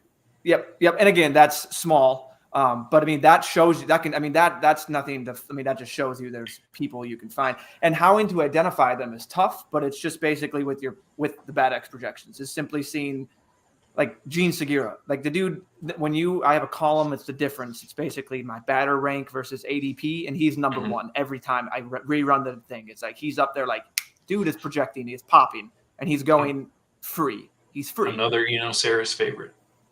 Yeah. He's not flashy. He just gets the job done. He's not going to be your flashy guy smashing the cover off the ball, but he does enough. You know what I mean? Yep. Yeah, I know what you mean. He's not going to make it to us, but we're going to take Machado if he does. No, he's gone. Okay. Do you have a lot of Simeon or no? I have no Simeon. So the bat likes him a lot, and I have some Simeon. And because I'm usually, I'll tell you why. Same thing. I don't have much Story or Bogarts. I'm usually looking at going outfield. I'm usually looking at the outfield. That's one thing I've been trying to is I've did that. Yeah. Let's see what we're looking at here. So 43. There's a guy there that I like, but Buxton. Yeah. No, we don't. We definitely don't have to do that. I like Brian. I think I saw a tweet. A guy on there, he's talking about why would you ever basically draft Chris Bryant above ADP? Mm-hmm. It's why, you know what I mean? Just because he signs to Coors doesn't mean he gets, and he gets a ginormous bump. His projection has him as the 35th overall player, just in general now. So if you're not going to take him at all, I guess you have to wait till his ADP gets up there and then just slowly settles out. You're just going to have no Chris Bryant. I can send you the tweet itself, but it was just I just didn't really agree. I read it. I read it. I wrote a reply and then I deleted it. I had a reply as well, and I'm like, you know what? I'm not really good. This isn't constructive, so I'm going to delete this. No, I was like, I'm not really giving anything back, so I'm just going to disagree in my head. Well, now I said it out loud. So. We got. I wasn't going to bring it up. You did. King Coakley's here. Spike Week. Oh, what's up, Rob? Video creator. I would pretend like I've seen any of the Super Draft and all the NFL stuff, but Oh, he kills it. Rob kills it. That's awesome. I have tuned out from NFL. But yeah, so the point that person was making was that similar to the Darrell Henderson debate from last year. You're up against in a tournament against people that have that player drafted way different ADPs. They've got. We're gonna get value. Eric in here for talking Darrell Henderson. Goodness gracious. They've got, and that's what the main point was for Bryant. And I think if this was NFL and ADPs were better, NFL was at that point, and is only getting better as the stuff gets more popular, I would be more on board with that argument. But when, Walker Buehler's taken, let's see where he went. He was picked 17 in the second round. Ahead of us. Goodness. Ahead of right before Max Scherzer, and my projection or bad projections don't agree at all. There's enough inefficiency here that I just don't care. Yep, I did. So let's see here. We got a. Are you thinking of going another pitcher? I don't think so. I think I'm going to take Okay. Trevor Story here. Okay. It's that or Reyes, and I don't. I have a lot of friend mail, so yeah, Right. I have that'll be some new exposure to me and Trevor. And honestly, it's I mean, where is he go? I mean, is he going to sign? Who knows? He could go back to Colorado for all we know. I mean, it's unlikely. But I mean, it's taken forever. All right, so absolute baseball noob. So particular structure, it is a lot like football in that we kind of have a baseline. The baseline is 8 pitchers, 6 infielders, 6 outfielders.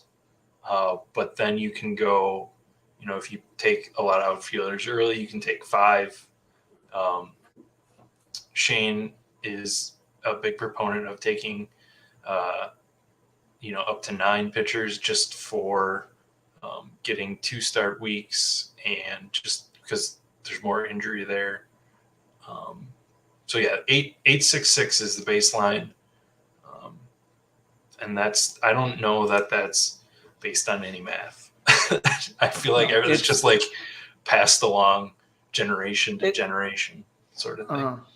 It just, I mean, with the, and yeah, we're going off of what we just have been, the small data and everything, and then the new spots. So, I mean, we could be way off. It could be like, no, we actually need less pitchers, more batters with the flex spot. You know what I mean? But yeah, 8-6-6 has been where I've been slowly starting to go more. But I'm still finding myself sometimes doing a nice 9-5-6 or 9-6-5 in whatever one you can switch it up. But and just quick, because I like to fill out 3 pitchers per slot. That's just my way of doing it because, like you said, I like to capitalize on the potential 2 start weeks, which is so for a baseball noob would be some starting pitchers get 2 starts in a 1 week time period. And the way that these schedules are broken down, they are 2 weeks, but they are still 1 week scoring period within the 2 week round, right? I'm correct. Yeah. So it's still, it's a 2 week scoring period, 2 week period, but it's still, there's 1 week in there for each. So you're trying to capitalize on getting a pitcher that can potentially score or throw 2 games and get that extra, start. So my philosophy has been trying to get 9, and then the lowest I've gone is 8. I have not done a 7 pitcher yet. So for just basic construction is how I'm approaching it. Let's see here. I have a hard time not taking a pitcher here, but I'm also seeing somebody here that I don't have at all any Jose Altuve at that spot. I mean, So that's when I've been taking these infielders is when I see them fall and that's not too big of a fall, but yeah. See, I used to draft with the rankings on there, and I just always have the rankings up on side right here, and I have the actual draft because I can't do it without an actual ADP. I like to look at what other people I assume are looking at, and now that I like to think fresh meat in the lobbies where there's a lot of new people. So it's Garrett Cole's going 2 and 4, which is where he should not be going, but. When I see those, I'm just like, oh, sorry, I have a cat on me right now, but lost the train of thought. Thank you for that. All right. Well, just go away. B-Shot CLT Blue says, go Blue. After we talked to Siege, we were talking about Siege, and then I was like, wait, he's just in the Spike Week Discord. Let's bug him. And he's been doing a lot of 7-6-7s. His reasoning was, and he was going pitcher early, a lot of pitchers early, to accompany that 7 rather than 8, is because he just feels like the innings are guaranteed for those pitchers more so. Yeah, and I mean that's the same thing we've been going on. If you think you have your edge, I'm gonna probably say this 5 times.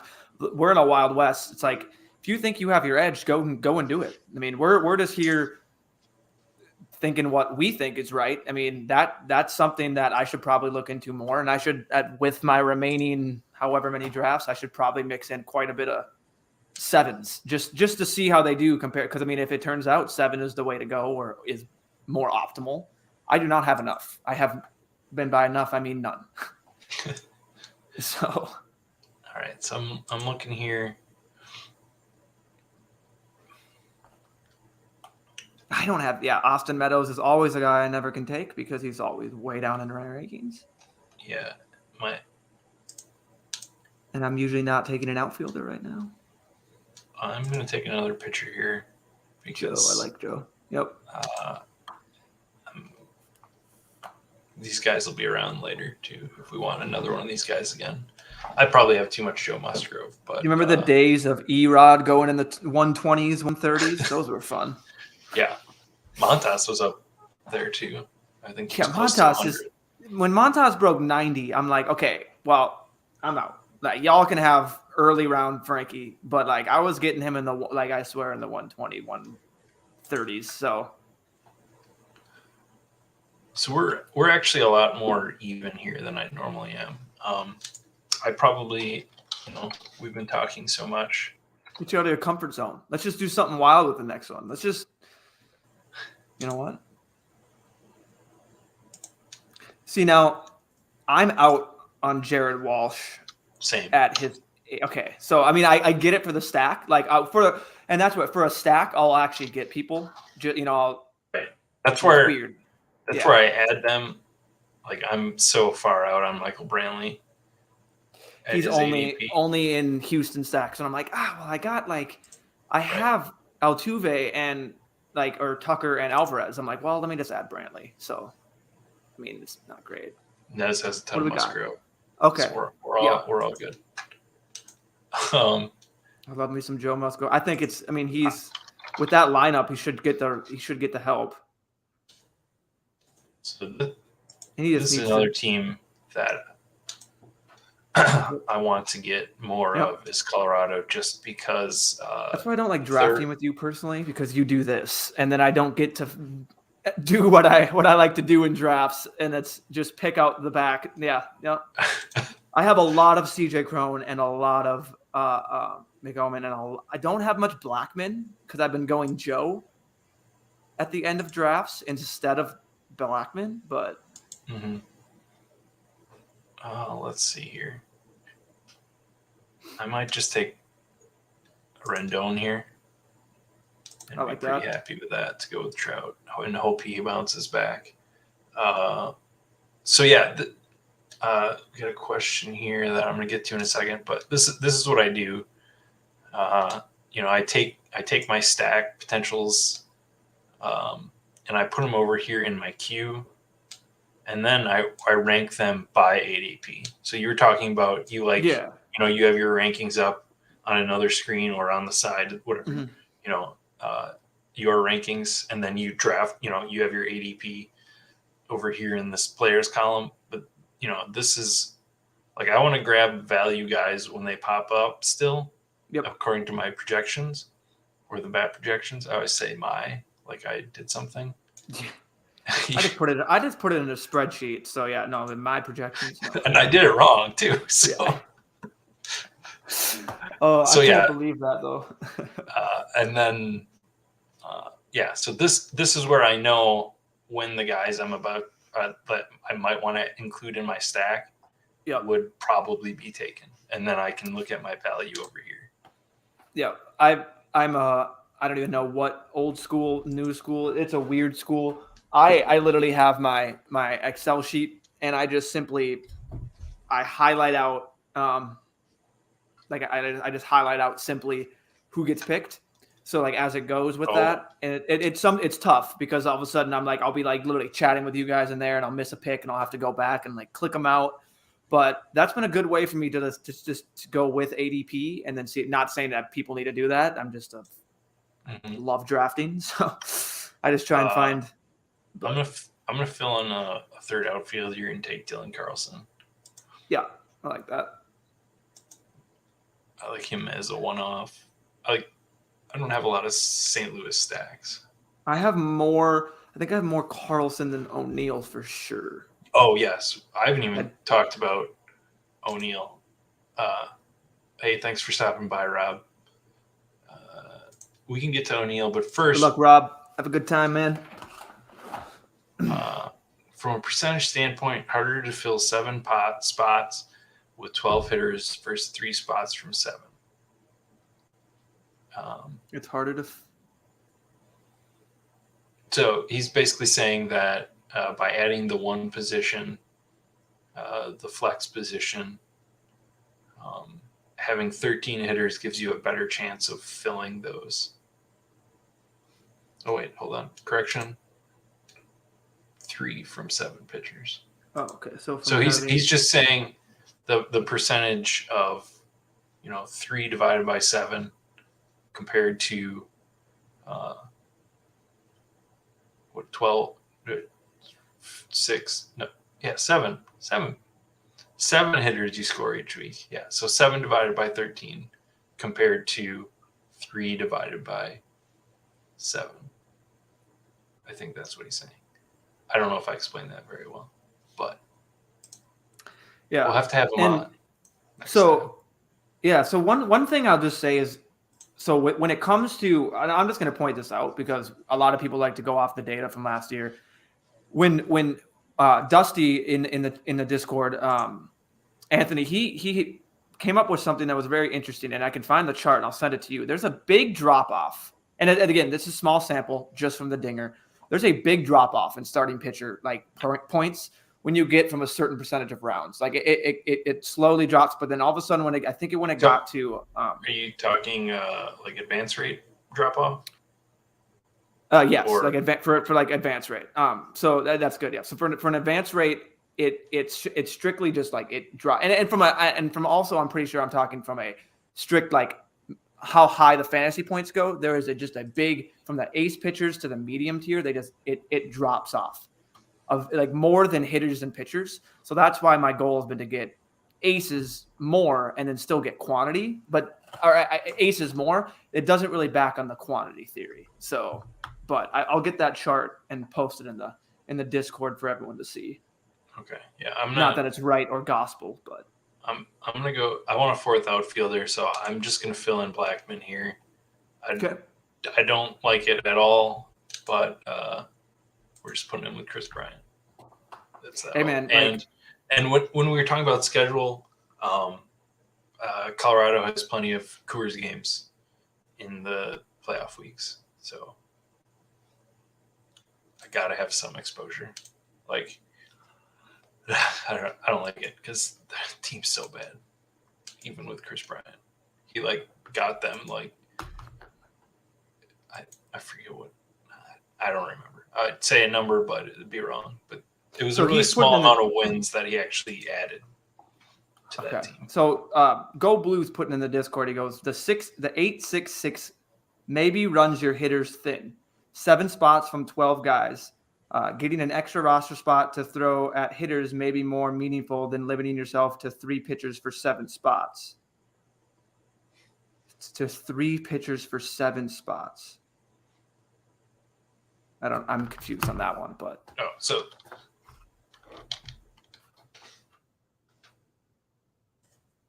Oh, is that back to his YouTube comment? Gotcha. Right. Gotcha. Yeah. So if you're drafting 7 pitchers, you have 3 spots.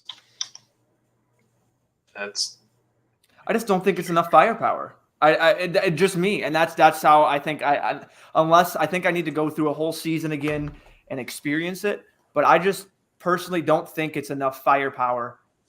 I'll have to go back and reread the messages with Siege and just honestly think about it.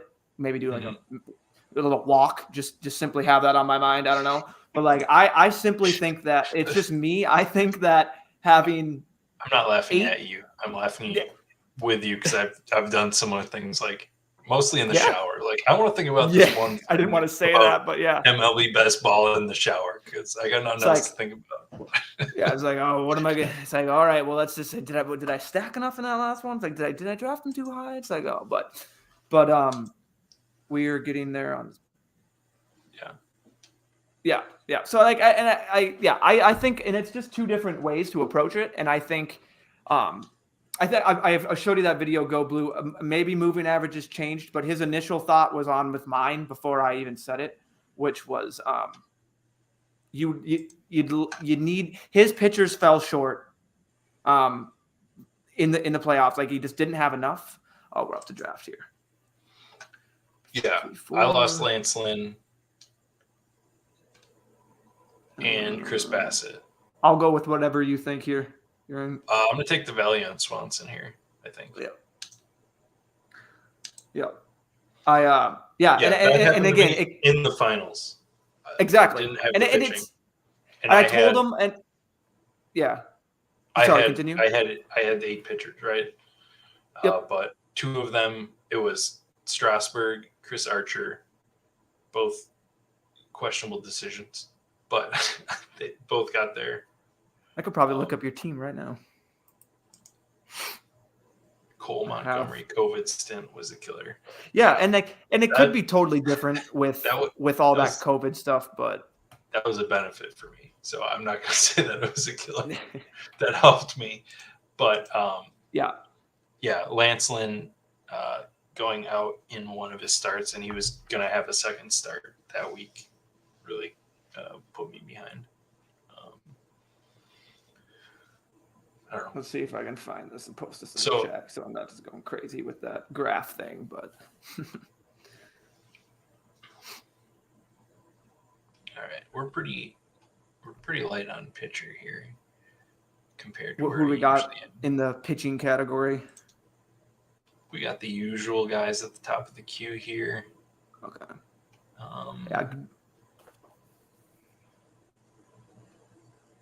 Yeah, Logan Gilbert, man, he is just skyrocketed. I had none of them. He is just nowhere near my radar. Yeah, I think that was my cover of the last stream I did, was the meme I had made, because like looking at the projections, him, other than less innings than Skubal, they projected like the same, and Skubal was going like 40 picks later. Yeah, I don't know what it is with Skubal. If it's just the fact that I feel like he just throws batting practice to people, and I've seen it so much as a Twins fan. Hey, my guy, you little kitty cat. That's not. Thank you. I'm just like, I don't need this on my. And again, that could be I probably have a couple. I don't know. But I'm pretty sure I don't have. If I do, it's one share of Tariq. Kopech's gone. Yeah, Kopech is just. Yeah, all these people, all my favorite people, just up the draft boards. All right, so I'm still afraid of Ian Anderson. I know he's bumped up in the bad projections. Let's see. I assume this. Oh, here. Eno has very nice things to say about Gilbert. See, yeah. I only listen to Eno when it agrees with what I already think. See, my takes will always be, I want to make sure that it's always ADP related.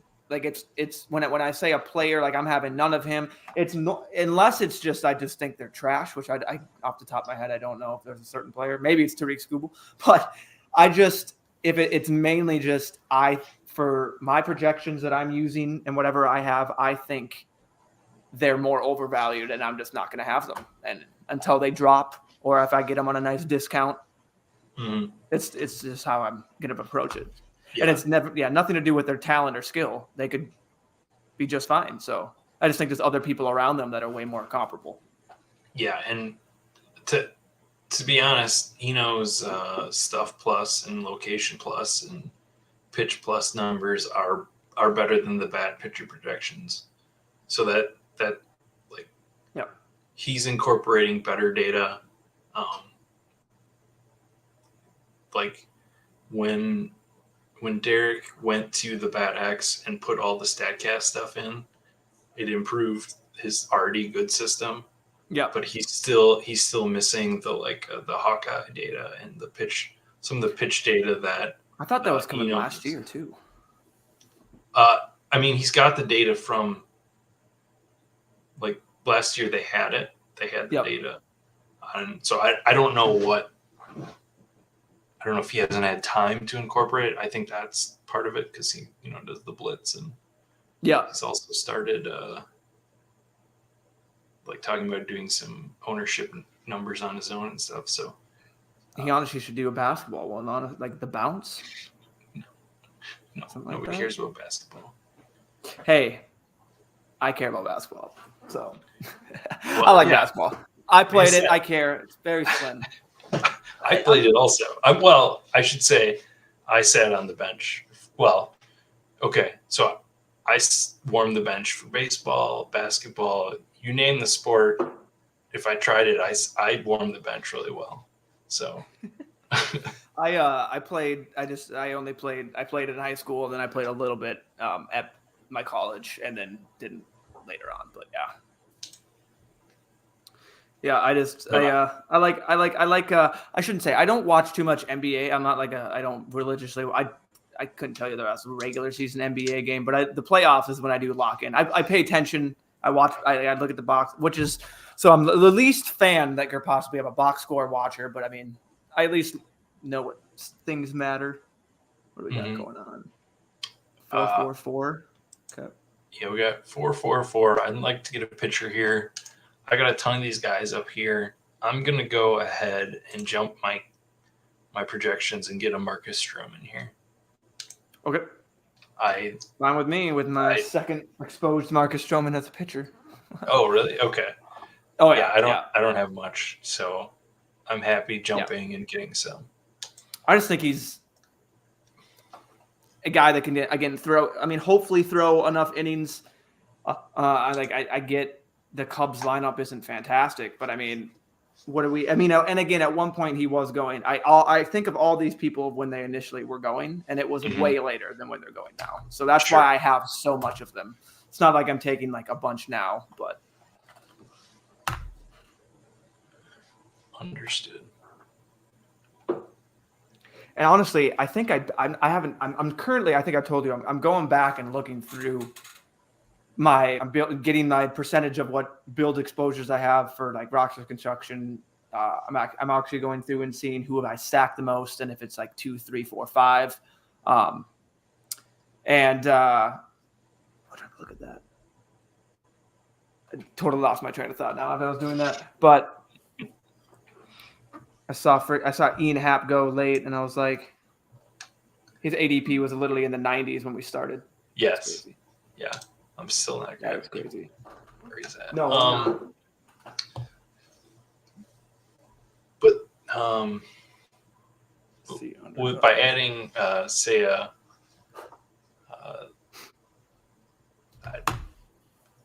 they signed the Japanese guy, whose name I can't remember off the top of my head. Sayuki Suzuki? Sure. Something? Yeah. It's SS. So we'll go with that. It's double S's. Hap shouldn't have an ADP. He's going to bat.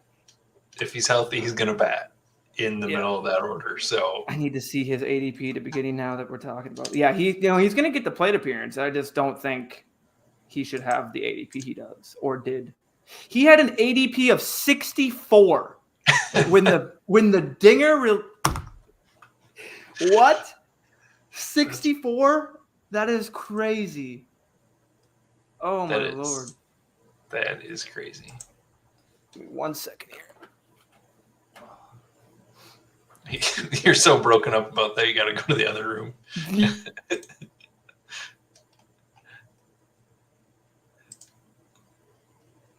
All right. We could pretty much go any direction at this point. Our Houston stack has Jose Altuve by himself. I don't think I'm going to force a Brantley with just Altuve. I could see forcing Ryan McMahon. He might hang out another pick. I think I'm going to take Trey Mancini here, 20 picks late, as infielder number 5, and then hopefully round out our infield with Ryan McMahon at 6.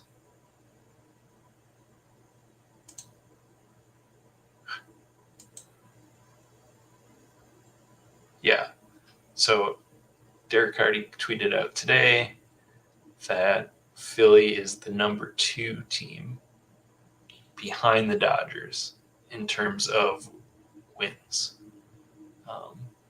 which is pretty silly and made a lot of Toronto fans very upset.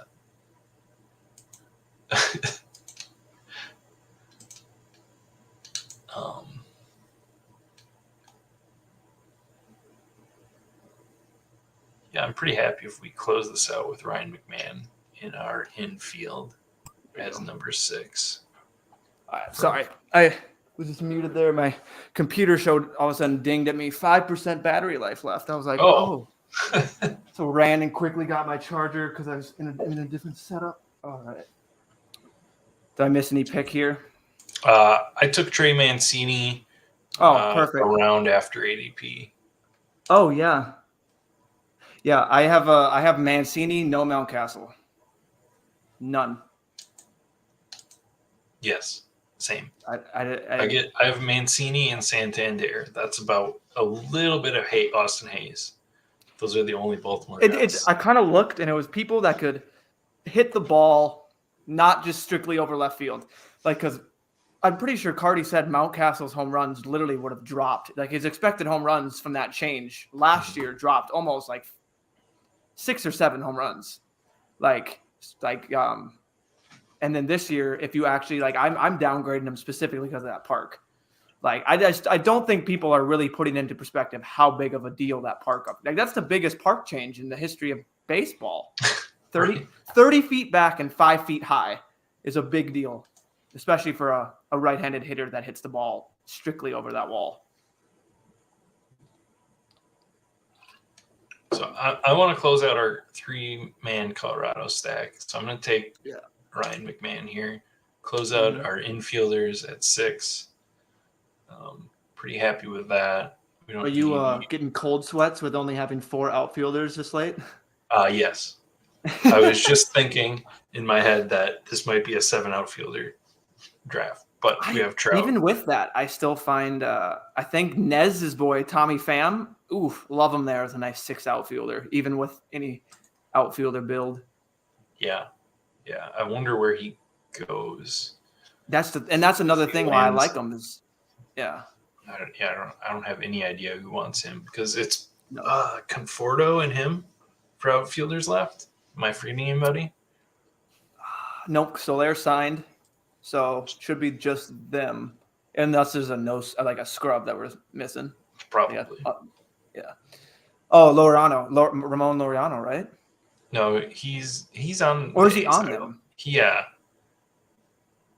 Yeah. Yep. Yeah. Because they had. I was going to ask in the Discord, like, is Renfroe with the Brewers? Because at one point it kept showing free agent for him or like not available, but now he's a Brewer for sure. But like on that.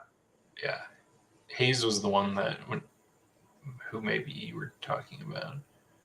I thought Hayes. Was it Hayes? It could have been. I'm blanking. I think maybe it was Mullins that sprayed the ball all around, so that's why he didn't really get a factor at all. Or it might have been Mancini. One of the right-handed hitters spread the ball around pretty well, so it didn't matter for him. So we got him here, Joe Adell. Give me your thoughts on Joe Adell.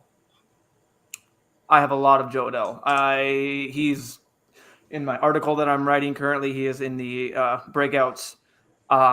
He's a blue chip prospect. He's still younger than. He's still like 20 or 21 years old. Like he's young, and he's gonna get all the playing time. Like he's gonna get what we need. That's where I don't. That's the question. I think he's getting to play into. I think there's no. Unless he comes out and just. Flat out just can't hit like ever. And is a lot. I think he gets. Because I thought I looked on roster resource and he's still in that is slotted in there. I know he could platoon out and get some, but I don't see. Well, he would if he's not hitting, he's just gonna go down. Let's see for Odell because I have a lot of Joe Odell. Yeah, Joe Odell's slotted in there. I'll take him here. Yeah. How much do you have a lot of him or none? This might be my first Joe Adell. Oh goodness. I'm scared to tell you how much Joe Adell I have. I have So 19% Joe Adell. 19% Joe Adell. 1, 2, So 3, 4, 5. He's my 6th highest exposed outfielder. let's pull up roster resource here and see if I'm crazy. It's probably in the middle of both of us where we should be. For sure. But that's It is mainly because he was also going like 20th round. Like he was 20th round for a good week and a half. Yeah, so I started thinking about this when Upton's taking time at first base. So right, and we'll get there. I started thinking about this when they were talking about Trout not playing center field, which puts Brandon Marsh as the center fielder. Then you're paying Justin Upton a bunch of money. If he's healthy, he's got to play somewhere. Shohei Ohtani's always going to be the DH. Like he's not going to see the field. That's the log jam right there, right? That none of these guys can DH because Ohtani's always going to be the DH, except for that day after he gets a rest after he makes his pitching start. So that's where I wasn't sure about the playing time. I think he's got it. I think he's for sure got the playing time. I mean, unless because I don't see Upton taking away his playing time. Right, and as you said, in spring training they just said Upton's going to play first, which goes back to your Jared Walsh question, who I was also low on just because I didn't like the ADP to projection. But now if he's going to lose time, we're on the clock here. If he's going to lose time to Upton,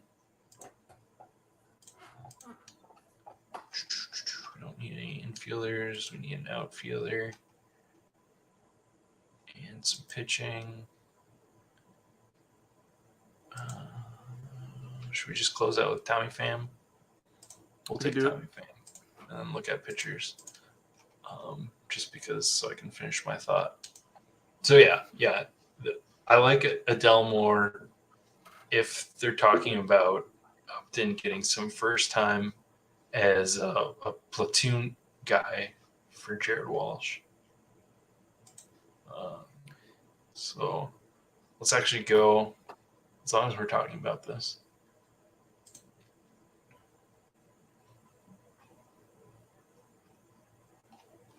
Let's go to some advanced splits for Jared Walsh. You see a big difference, like as most lefties have problems with, he can't hit lefties. Mm-hmm. So as the strong side of that platoon, he's going to get most of the playing time, but with a healthy Upton, the same idea that I didn't really love Joe Adell, that because Upton was there and Ohtani is the DH. Now it's definitely even making me like Jared Walsh even less and start thinking about, and like we did here, adding Adell to some stacks.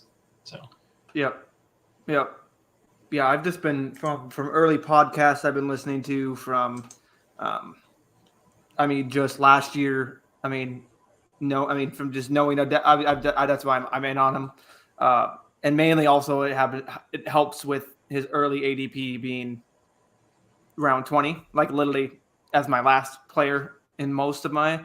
I think I slowly started adding them in like the 18th in some of them, and I've eased off. But yeah, that's why I've got so much for sure. And like that was my main case, is like as a late round pick like this. I mean, he could. I mean, if he plays every day and then does what they expect him to do, he's going to pay off easily his ADP. So.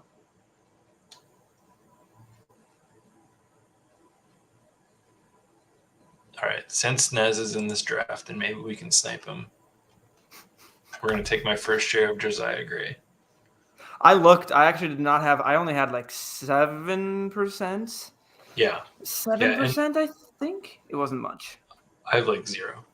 But definitely, the discussion came down to him versus Hauk, and Yeah. Gray has an easier path to playing time in that really crappy Washington thing. So even if he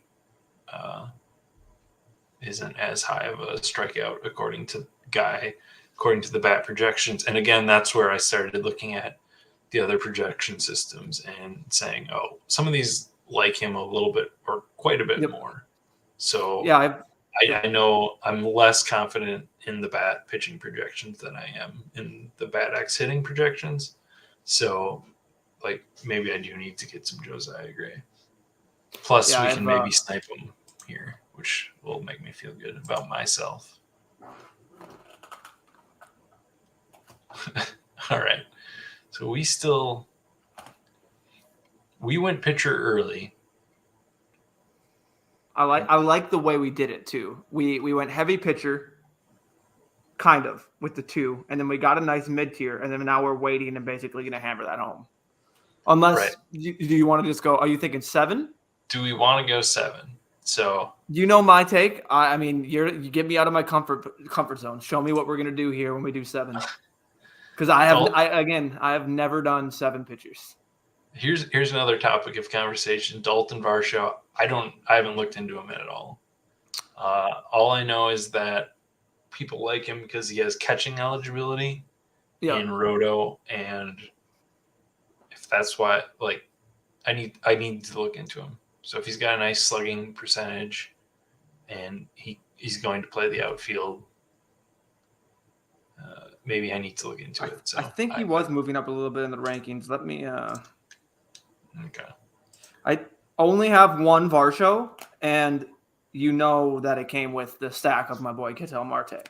So, yeah. So, but yeah, I think on that end, I've drafted more Lane Thomas. If I'm going to draft I would categorize him as a uneasy pick. And not that Lane Thomas is uneasy, but I mean, it's not exciting, but that's another thing I'm trying to differentiate. I don't know how much Lane Thomas is going to be drafted in the overall tournament. So now that lineup is boosted a little bit, and hopefully if I saw roster resource right, he would be batting above them, or is he going to be after them? I don't know. I will confirm that here in 1 second. I'm not sure.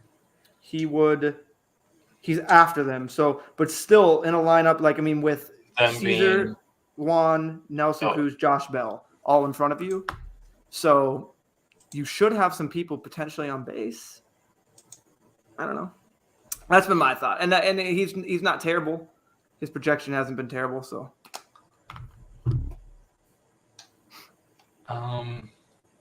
So if I'm going to take 7 pitchers here, I want a boring guy like Chris Flexen or Nick Pivetta, Marco Gonzalez. I was going to say, honestly, my go-to has been Marco Gonzalez, but I should probably look into some Chris Flexen. They got a boost with, in my opinion, with the way that they added those hitters. So, all right, we'll go with your guy because I like Marco Gonzalez. Yeah, not flashy, nothing sexy, but. Right. All right, so we got let's count our risks here, right? I feel like we don't really have a ton of risk in terms of playing time. We have a slight. I'll say this is sort of how I do the math in my head. It's like in my pitching staff, do I have 1 or 2 risks? So risks to me, like Max Scherzer had some dead arm at the end of last year, so I put that at like a half.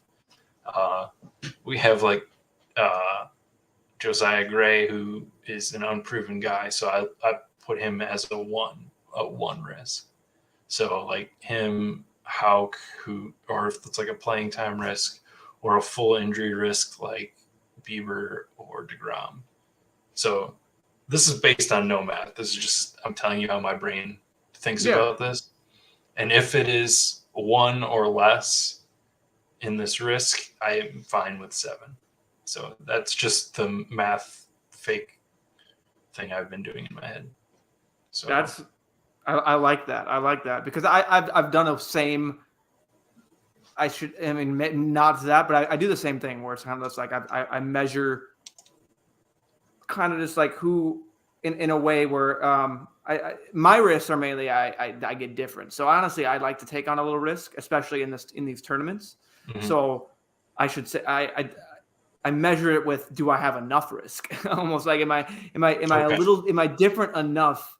Because like for anyone, we're 2 hours and 15 minutes in. We probably know by now for the couple of you that are watching. For anyone that watches this later, like we are trying to win a big tournament. Like I think there's 11,000 in this. So like Mm. after our groups, we have to then continue to go play people that most likely have the same players, maybe a Similar, little yeah. different because it's Definitely a not similar NFL. amount of like breakout Yeah, players. exactly. They have the same kind of flux of players, maybe a little different here and there, but like you have to like be a different in your way and get a little different. And that's I have been just more like, oh, who cares if this is I've gone more now actually out of drafts where I'm just like, ew. And then I'm just like, I don't really like that, to be honest with you. Like, but good work. Like they're good players. It's just Oh boy, this is. I was going to say that with Pache going to Oakland, he should be the center fielder there, and I probably want to work some in of him, but I'm not going to do it on a 5-pitcher team. oh I don't know yeah. what that's about, but that's Well, a name I need to start thinking about. do they trade Laureano or because like he's gonna come back, right? But he's going to play. Pache is going to play for sure. They don't trade Yeah, for him and then not play right. him. So, yeah, you're right. You're right. I had to think that one through for a second. And they could still trade Laureano. Yeah, and I'm holding out hope because I do have quite a bit of Laureano. He's only getting like 20 max. I think it was less than 20 game suspension. I think it's 29, but 29? Okay. So, yeah, it wasn't much. I was going to take Santander here as another outfielder, but he's gone.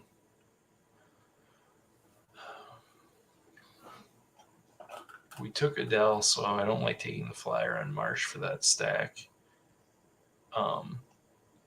So yeah, we'll do. Since you're here, I'll take another guy that I'm worried about Make it a little playing uncomfortable. time. Yeah, this is a very uncomfortable draft overall. Yeah. Colorado, a couple of guys I don't really draft, but yeah, you gotta do that sometimes. It's uncomfortable for me in the 7 pitchers, but we got to start somewhere. Yeah. Tomorrow you're gonna see a new me. It's gonna be all starting. You're gonna be here. I'm gonna. This is gonna be you with 5 pitchers. This is your. Who was? I don't know. We don't need to really call them out, but that's gonna be you 5 pitchers.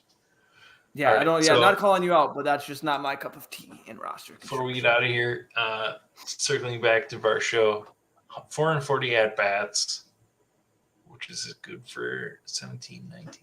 20 home runs, 10 steals, if you can project. Okay. Yeah. I haven't looked at that Arizona team at all. You talking about Ketel Marte, and there was people coming into the season that I was thinking I was going to get a lot of, Marte being one of them, and Tyler O'Neill being one. Teoscar Hernandez, all these guys that I liked last year and that had like awesome ADPs for their projections all came in like they're known now. So that's where I'm moving on from some of these guys that I had last year, which right or wrong, even Vlad to an extent, but I didn't have much in. All right. Well, we've been here for 2 hours and 18 minutes. It says almost 19 minutes.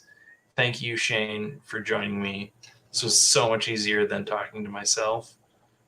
Yeah, man, for sure. Yeah, it's gonna be a watch out for me in these streets. Yeah, you guys are gonna get all your position players taken up now with my 7-pitcher builds. No, yeah.